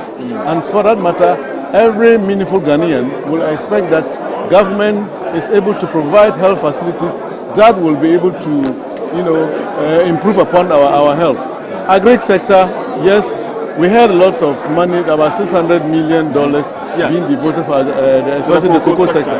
We want to see general agri, not just the cocoa sector. You don't think it should go directly to the cocoa sector? It should be spread across the entire I'm saying that government should take care of the whole of the agri sector, whether it is animal husbandry, whether it is the cash crops like cocoa, cashew, and the rest, whether it is the food crops. I mean, we need government to take care of the agri sector generally, and so there should be enough provision in the budget for that. Usually, after reading the budget, you hear the minority side and the majority side.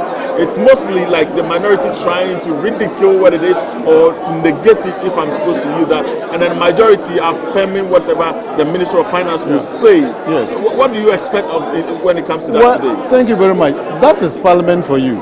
I mean, you don't expect majority to say that the minister just what it exactly. The minister has made a mistake or something. They will praise the minister, even if they see that they are leading the economy into a ditch. On the other hand, minority being in opposition, it is our duty to criticize government. It's our duty to put government on its toes.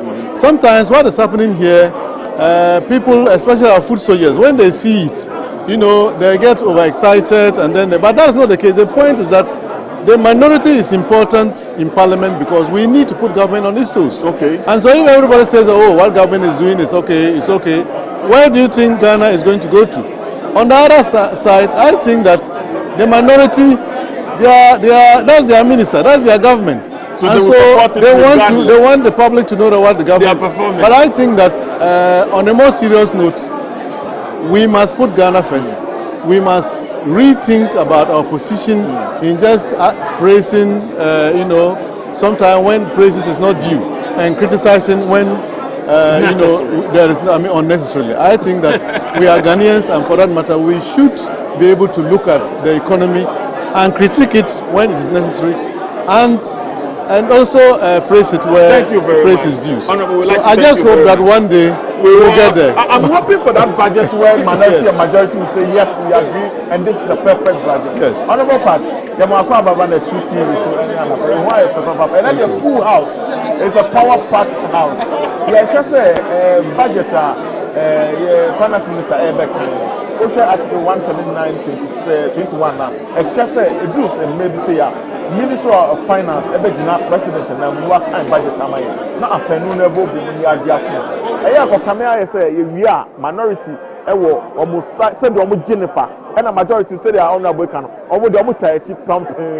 Yes, you're watching found.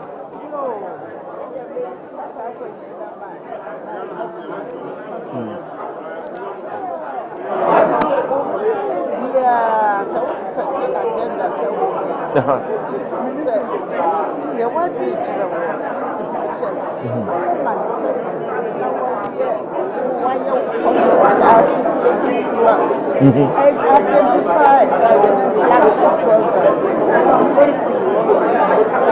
What would GDA say? At the Parliament.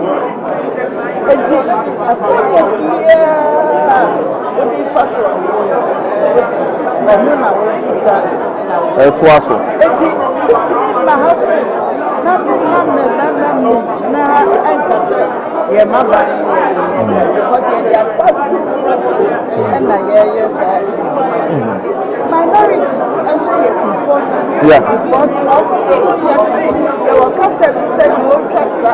Oh, who said that? Yeah. So all constructive criticism. You take it. What yet to me? That is it. What the hell not? Who can you put your group of words? Now what they say you at the car abandoning you there. I know they ain't now. And not so that I'm also going to be about you. And not so and now more money. And then you see minority because and no budget there. And send it to na young to and also we trust and then so almost a put down moving what I say and then the side. So when we said 2020 election year, and I said, power man free ones and everyone, and the open them a corner the so two foot robbery and then near my pa a banner fast oh yes, 1% a home better.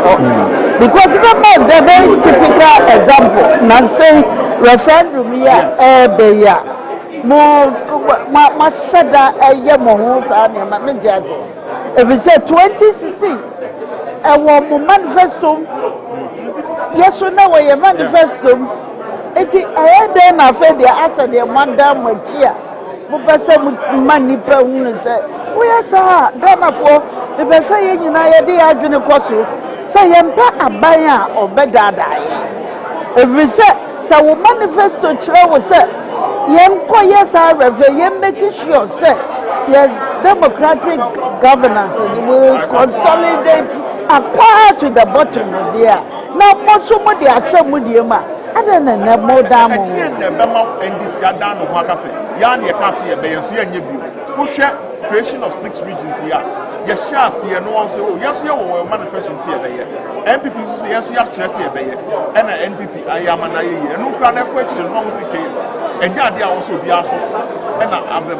When one will say, Yan Yabu, and I had the part, your mamma for voting yes, and the end of minority taking such a stand. It's a meeting 1 year, as some more and they say, young two MMDs.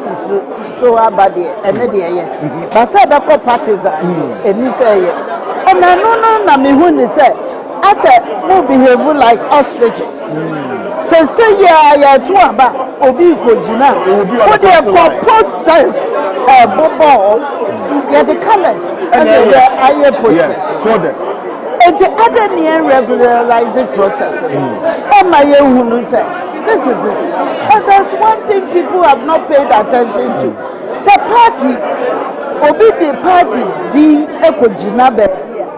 Say oh yeah, Jumabia. And I'm saying, and in Boasia, party. Yes. Oh yeah, discipline. And making sure, sir, party me and touch me. Now we're free for all. And then about way back, we say me hana me wa. Ochana about we say hana me wa. And more the discipline that is required to manage young economy. And nothing I am a party lights. It would have to send a president to be on voting yes. Yes. I know they have been and I may be second of when you know say I was said you vote to yes. Now you're making sure say you're completely your democratic dispensation to the grassroots. To the grassroots, yeah, the 2 million as a Nippon or more and financial. Honorable party, but that's minimum say work for tenants, and they are full house and Yajum Rekaka. But you see a kind budget TV, so I bet you come on the said, yeah, yeah, the chair on the Sana, Ekobano. You Honorable the appeal could be. Yamakaba, and I pay the wife for time, and I say I'm going to an outside one to the other. All we say after, and I pay a time budget. Tell you after my account was settled.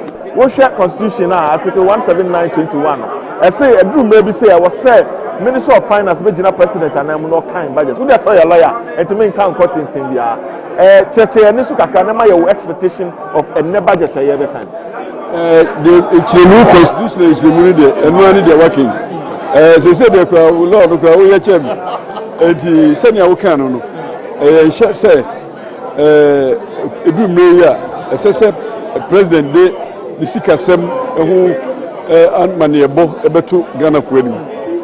Now, tradition is as I said, Finance Minister, the Bayers, Egmanuma President, and the President, as smart Finance Minister said, and then offer the Sika Sem, Emra Metro, or Mount for him. Now, okay, history, no, there be a Finance Minister be a bar. Now, on one, but no a big or no account. So, what will be here? You rather not for the President, the person.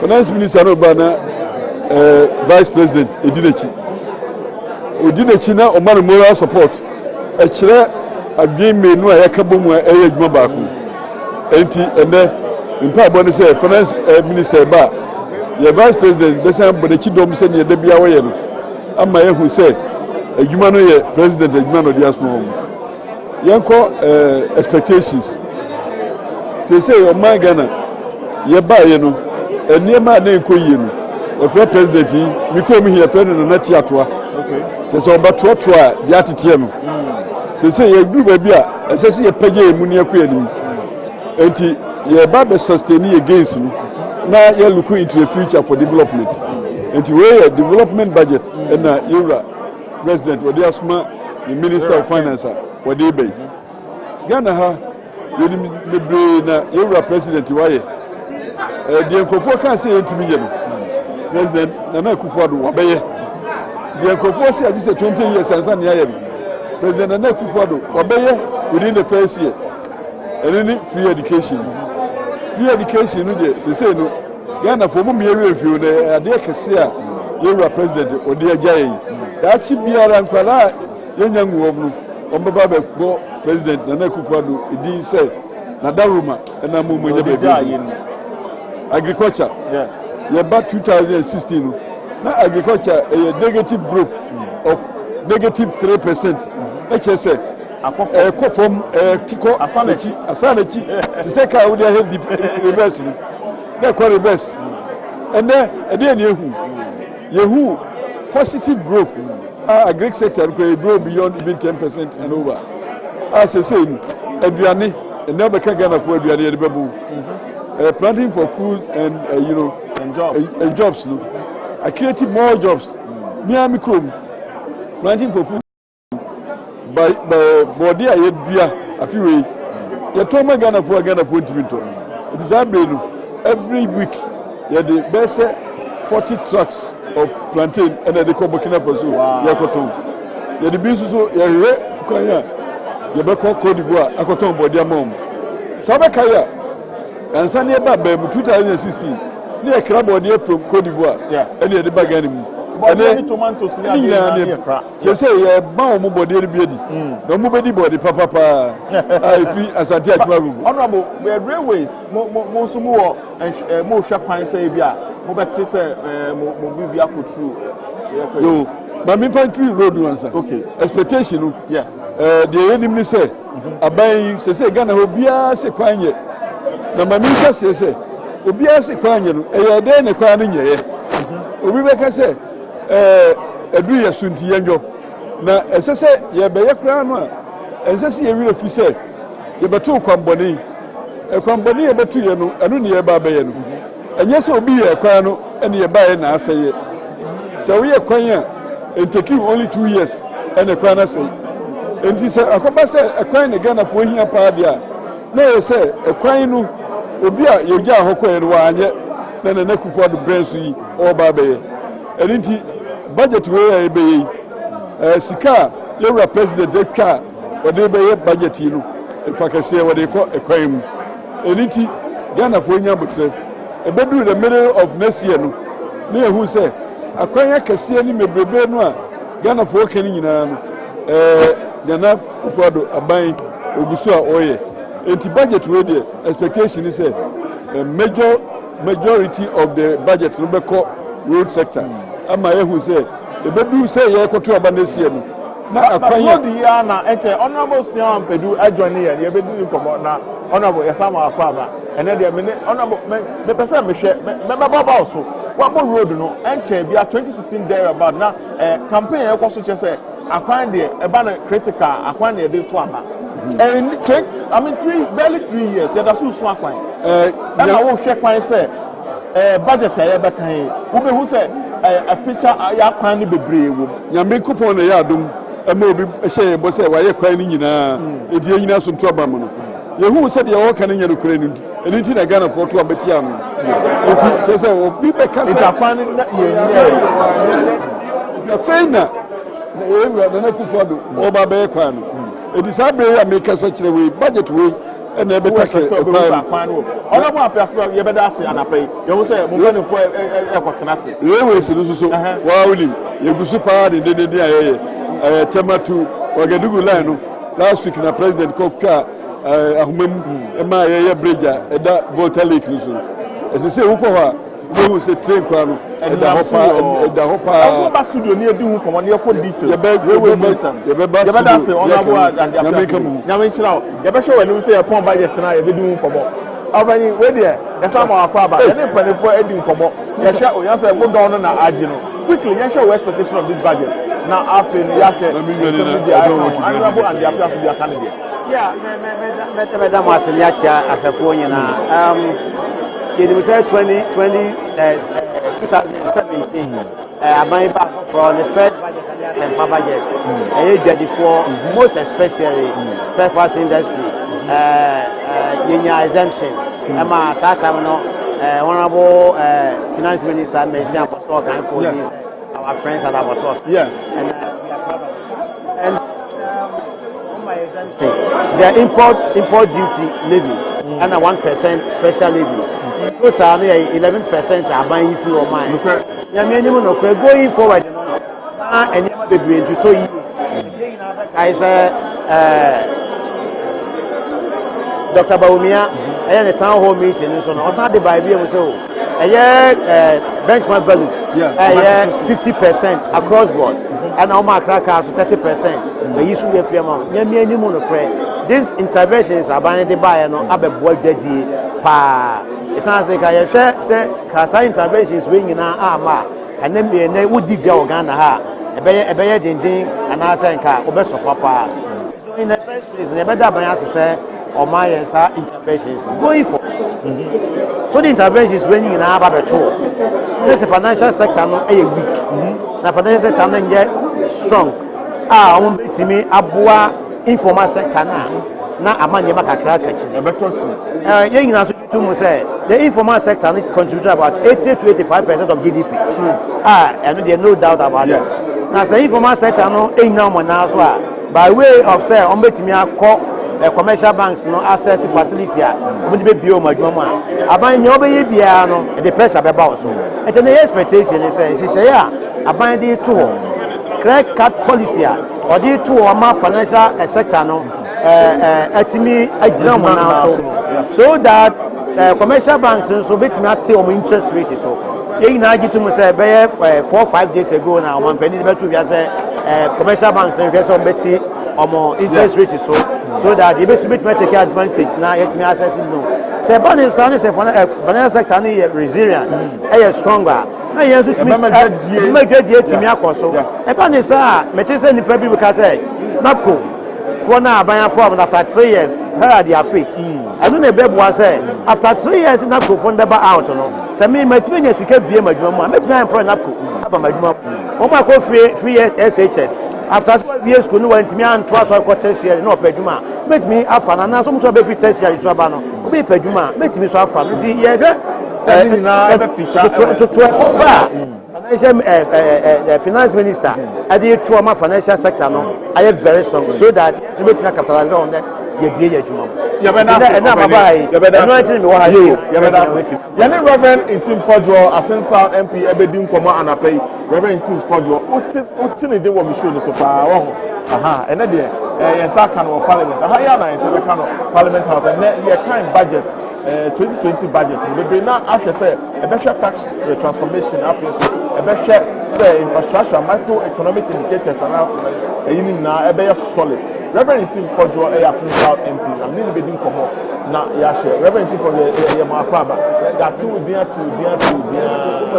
sa papa ya da so ya branch kama bidi bia betudra no so aka kama fa na ya be kan budget ye nji wadwe nkyerɛ wo o medical da nyame ase mpo ama President Kufuado we the past 3 years ebra na NDC for so a oman no I say chia sebu I say chia confidence bia mpo nim foreign direct investment na take up from amanfo a na lose some jobs it sounds a businessman na one for adwuma mu okobo besia nsihu e ho no kra ntumi tua wonya electricity mpo na dia power factory enti mabunu no had no hope because adwuma one kakra na wobuni kra no were losing their jobs obeden no awofo ye bie school say ya sika benya tua ba school fees but ne nyina mu no ye baaye no etumi ayeseye President Kufuado adoto nyoma kama onze say yarefo bia say moja tunu a na de rushing emergency a ese etumi ehwe stabilizing no say moja na etwa no etumi moja na etunu to etwa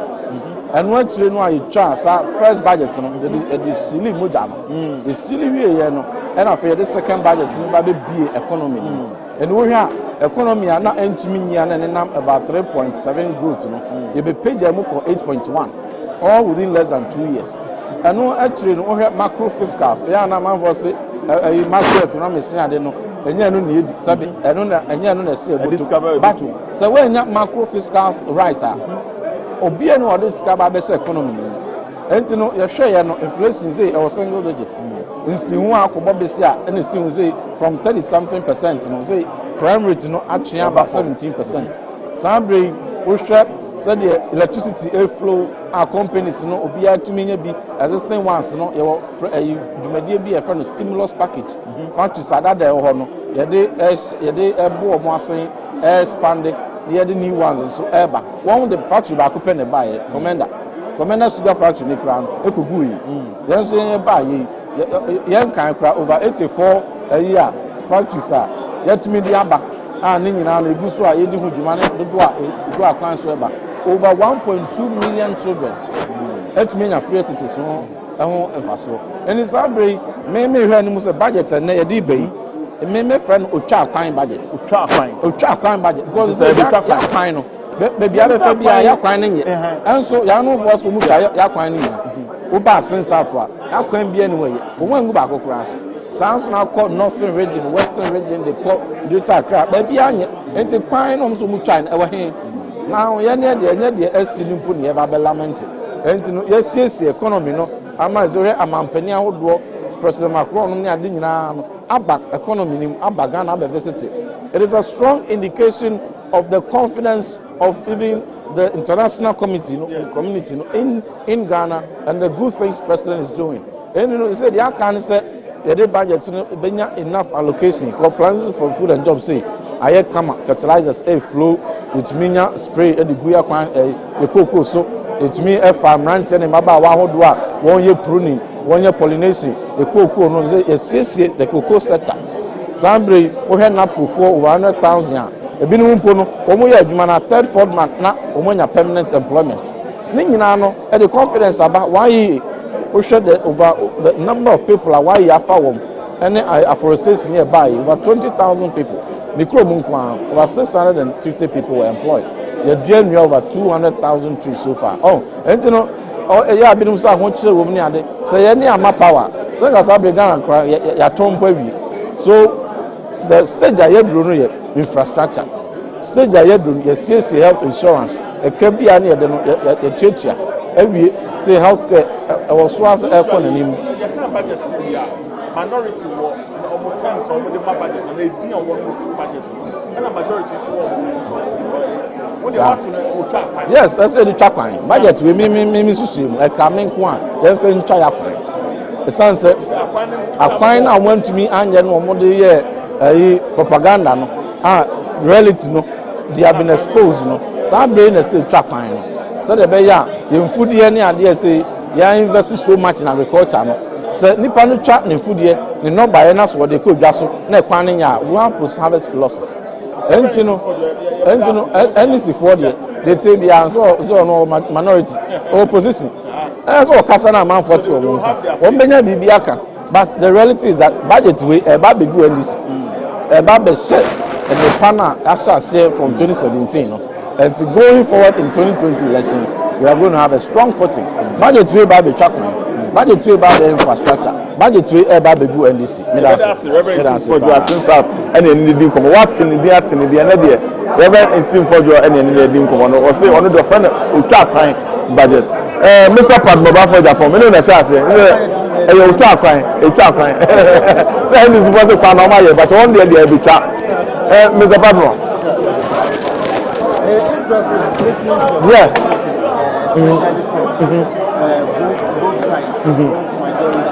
and yeah so what's your content now we call it yeah efforts on and these MPs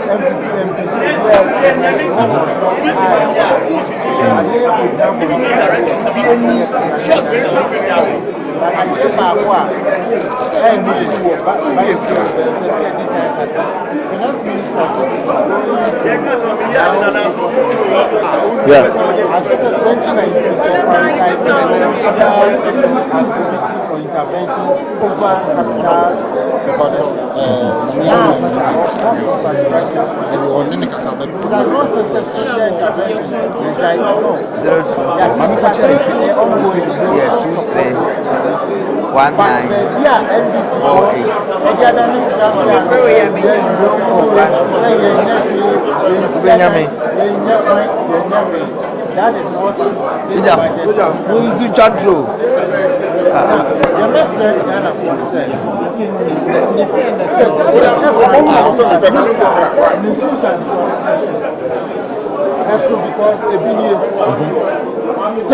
Sikapa system man, and you met me a contractor, who you laborers are willing to run.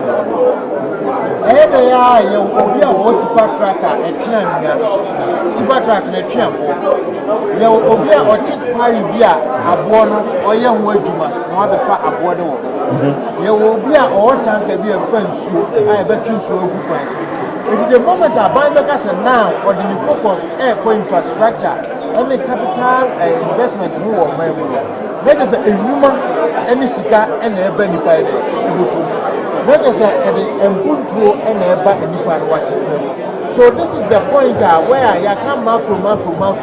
This is the point where the macro comes to meet the micro. You're free, you say, theory, I don't need the end of the baby, yes, okay, Mr. Padmo, Maminti Honorable Kingsley Awajina, say, Sabah Sudin, say, Honorable, I pay so I stand by, and then I say, Galadino, we have a trend you put Honorable Kingsley Awajina, what's enough, to say, when I Penifam Western of the Bessa Abu Mabaso, say, Mubo Juma, I say, a newborn baby, yes, now what to say, oh, Yamiadon. And then a budget and a full house. As I said, opening be a MPBA or Ghana Hano, who are British and never took it to Robert has their budget in April. I didn't think they thought they'd be say that they should be a Mupimuhan. Oh, sir, wouldn't him say, but I mean, Fakon, share what you for. When you saw my share, we are here for Lenina, Metia almost strong. Oh, Yatia fear me. You see. And near the Honda, he said, if we 1st January corner, yes, to me, and your budget, and yan to moi, a bind to me spend this city, my na Makoya regional minister, na Yamiado Messiah MP, na ya dimi me budget a chat for this term, Ebam Sebe Jomudie, and then a share. Say, baby, I will be a semi Jabuum pa as a semi jay. na me ba bema moral anye bia me bema moral support ni ehuru se aban no ne nyuma pa a waye ene de oye no ye imrahye badwamufo ye nyina ye ta na chi enti edu sa bredi a untimi nyi hu mfiri ma ne nye ye kura and then who affect by budget a dear na over everyone na ensempa be na over oh budget ndi se eye ensempa nko a wo Ghana omampani akufo ado take over no ye nyina ye nim bia na oman ni gina ye sika semu titiriw nyame adom ye nya finance minister what sika semase onne ni team na pamfo ahyehyɛ nneɛma amenne babia yakoduru no minim sɛ obeba bɛka kyerɛ yɛn sɛ inflation level ayenya afi no in the last 20 years ebi maada inflation below 8%, ebi sida growth hover around 7%. Na yaka growth a na di mpuntuo na eba enwuma amrante ne mabawa enya ene de eguso a yehyehyɛ so omo benya aya na de yete ne kese pa ye sika ne ebotom na afi de afi a ye bewura mu sika beba amanfo botom eno na mehwɛ sika bɛhyɛ amanfo botom na de nti ameka saa ne sɛ inflation kɔfom interest rate above from bibia de dana kwemu akase sika beba amanfo botom ekwa be na sika beba ebe fa so aba amanfo botom eni se aban be spend sika more na ban spend sika sabio ya ban ne de ye ntimi enti se aban bi atwam a wo ho a ne abro sika se di eba ne se emfa sika maboto ni mu na emom aban ebe ye massive infrastructural development eno ena be masika aba ordinary man botom because no dey amfa ho so akọ school na won ko school wuni ahode abeye bi kura obekọ akoto nsuo wo ho nsu benya abotom sika obenya top money enti sika de eba pa yo yo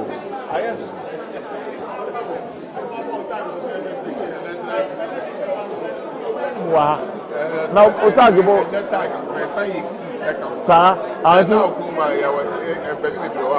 sa ene Ghana modu wani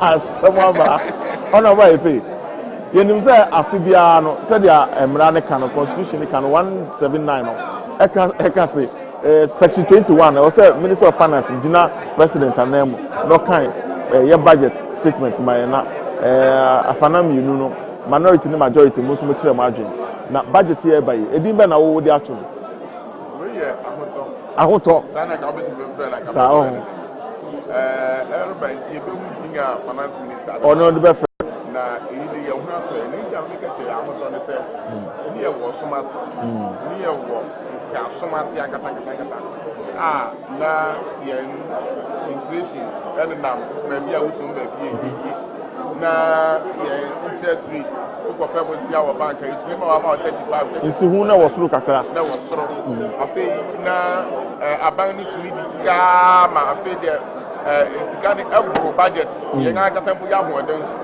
edu ba bi na aban da da no ko no sa afi de mi ametwa mi ni credibility le ko pebo si our baby ko amount mu game nti yanko IMF ni yanko pe policy credibility sana ma we nyina ekoso ana afi nyame adom na adoda ko akufa ado aben aba na de baba ben je yan afisa enkaso mu ene man na kesi yes betima drop abedu 7 point something and 7.6% or 7.8%. I need some Casepa and a moment. And then base rate upper could do 16%, and the interest rate 16%. And look for presidency. We cannot want to so now Ghana Libya or the Aqua to me. The budget in the minimum is Ghana Friday and another down to Frado. Maybe some Parliamentary. You can rules. I'm not a chairman. Inti asoma baka ampese we mu budget I mean say me mu said deliberate attempt for the FPP government Labour and another group to fix our road for us. Fix our road the whole sum of money. Sika mu eduba apart from sika about 3 billion are being account for our contractor. Apart from Cocoa Board, whatever 600 million. And that 600 million. And no count. What do you say? A percentage of it, a pack of the same Cocoa. Am I? Can say the percent by the I mean, say, Minister of Finance. Why a school feeding every year? Why a free senior high school every year? One district, one factory, air course. Never be break course. Me, I'm not saying.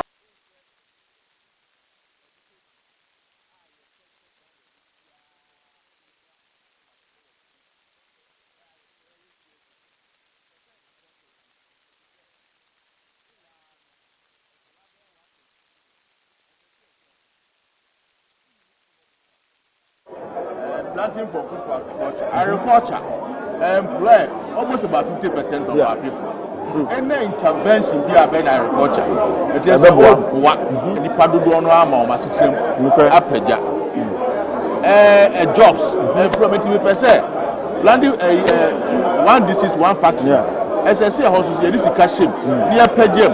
Now, I'm ranting in Mabawa school, Omunye Dumaye. Onipa Enya Sukuko.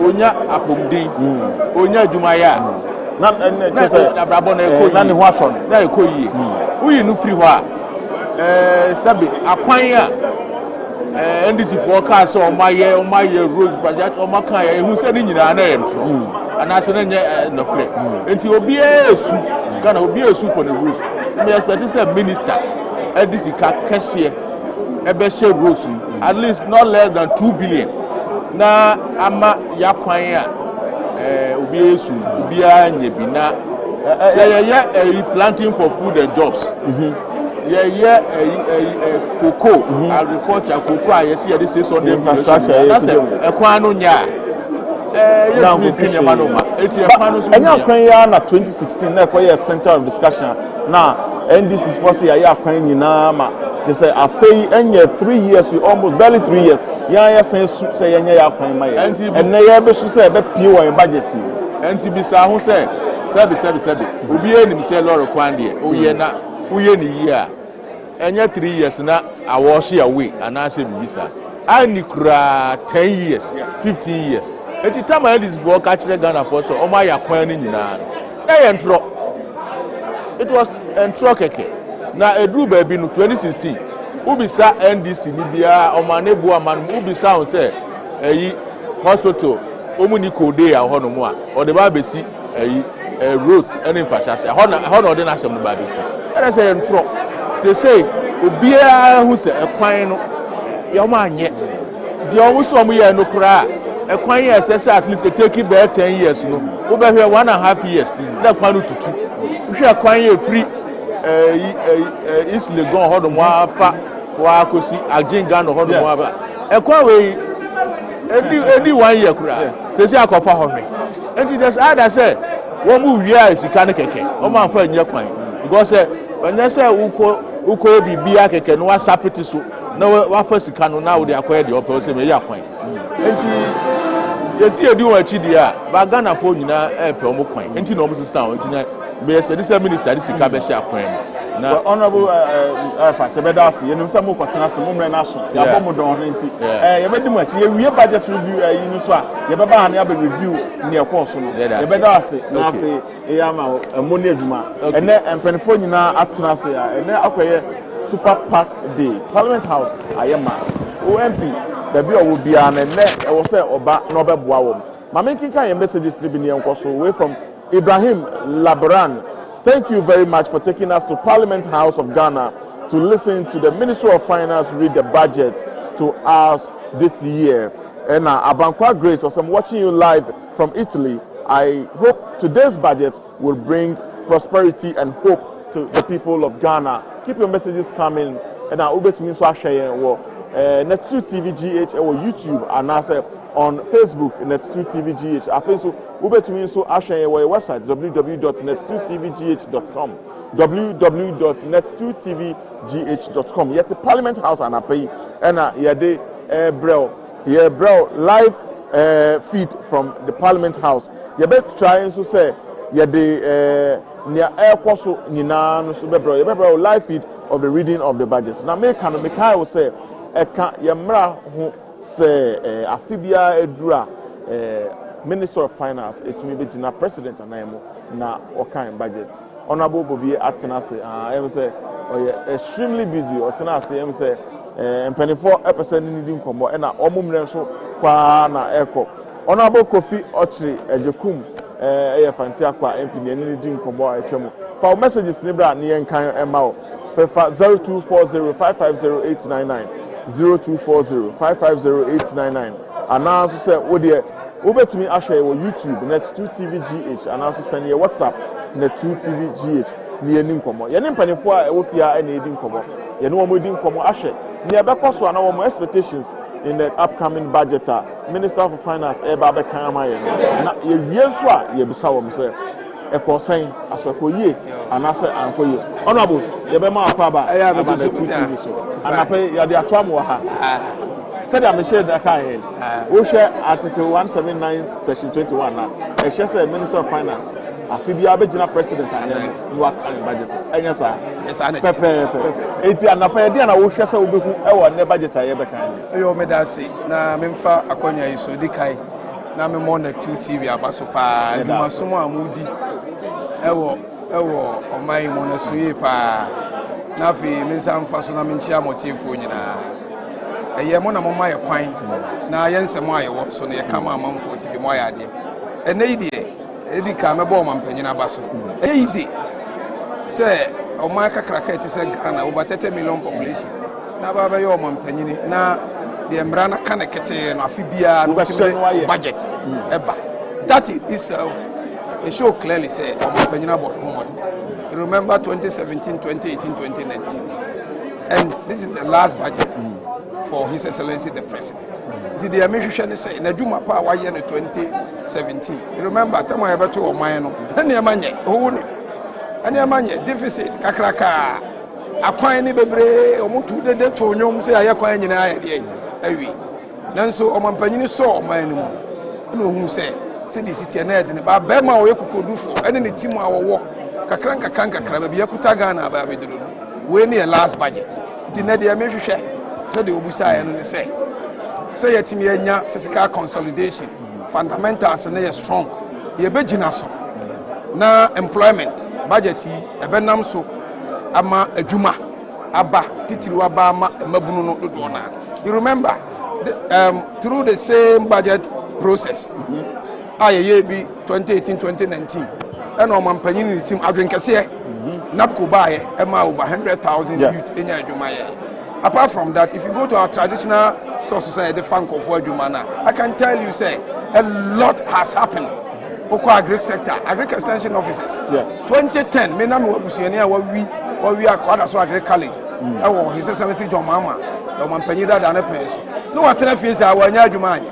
But man penny by under planting for food and jobs. A Jumadina Yaye. Last year budget. I'm offering 3,000.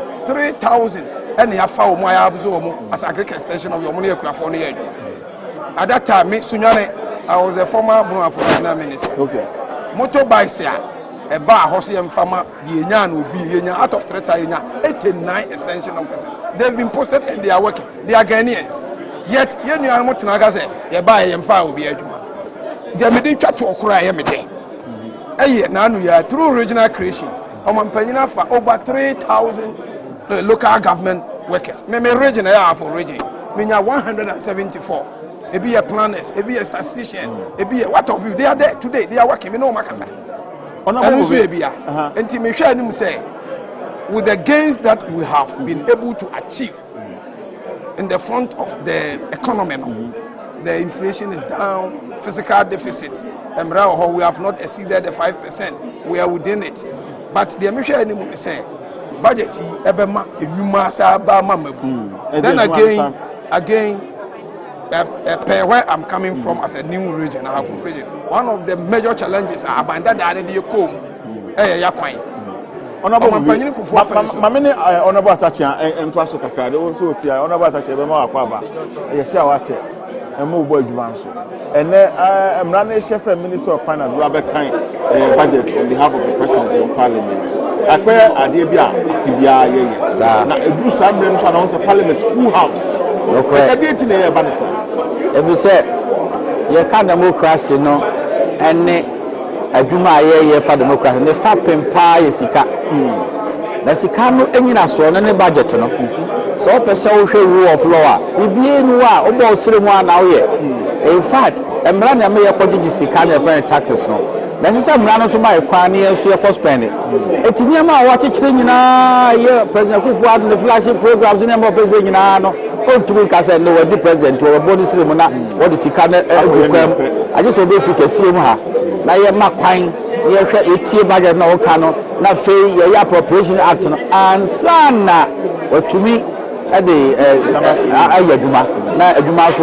agukwam eti sabi one of the most important programs are wa ma me ya democracy crown tiase no is the reading of the budget now the budget now minority will view and a majority will view the instance and this area are to be corrected I because the both device of the house it to be like I say when they are jitu this ya fa ko ye I didn't in the banner and I feel a very different.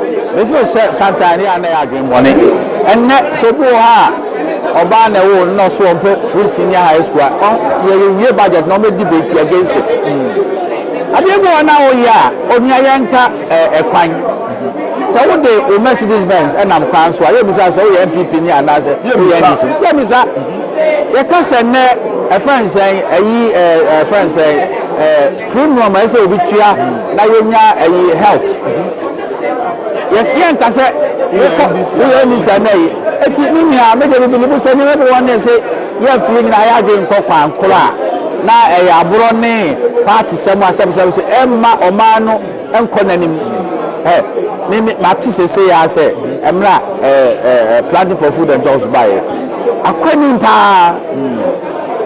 mpa ma wotu say omano mu ensense bu a ye ni na ya solve but progress we our panel dey abeto no akwani so you know say Ghana ba ko na dey hu dia asi ye dey ahodin di achi we just obi bia ba mi be ye o MPP ni o aban wa na ndisi aban be criticize yes am man nkwani but penifone do na so ka say NDC and criticize budget na ka be o wa kakra say wo mu nim say musuma no well ene dey obi kan obi friend say okama o won pan ye kro obepo ene be wo ho ye kra na fe ontu be ka na chi won so wati aye hwehwemu na dimrikatu obi di na bia betutudwa ba me ni ase ba kwa ka je no koye ba ko pe ene enfie miensa a ye di ade hye papa nsa no si ye hwe ene ma ye beto ye amna donko e kamna ye beto mu a ase papa wa ba no mo den kakra sen kane no obi fie watwe no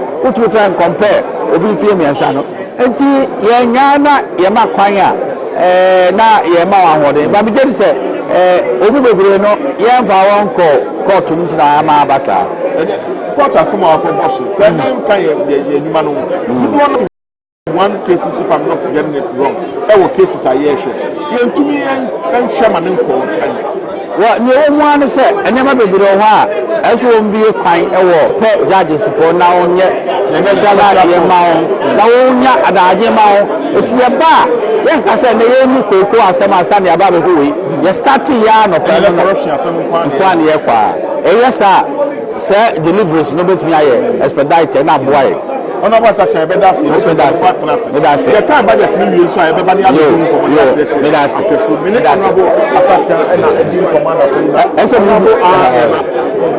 it is also where you go sorry and the honorable atacha and edi commander ko na say na o kan no de ko feel say ye create special court bi a ye dey try such cases na afi expedite ama say na yes corruption of ex officials yetumi ahwe ni aka o masam eyi o mo efi okwam ye be ko budget na ya ko tie Parliament House penefo atenase na ya hwe ni akinkan ye budget say na be kan no wo de message ne ba ye be kan ma na ya kyerehye mu be bia wo de ufem ye kan budget ni wi a ye be sa ba ha na enu abedi nkomo ye frame abedi anim show ni the dialogue and then after ye be ko dem wo ne akofa finance minister ne mpanimfo a yɛbɛka budget ne yɛahwɛ ne yɛtie sɛnea meka wo de for ani to form majority will say minorities will have their way as usual but ne nyinaa kɔyɛ sɛ Ghana ɛbɛfa ne ntoma pa ɛde afra hwɛ yɛn wɔ YouTube ɛyɛ Net2 TV GH anaa kɔ yɛ website www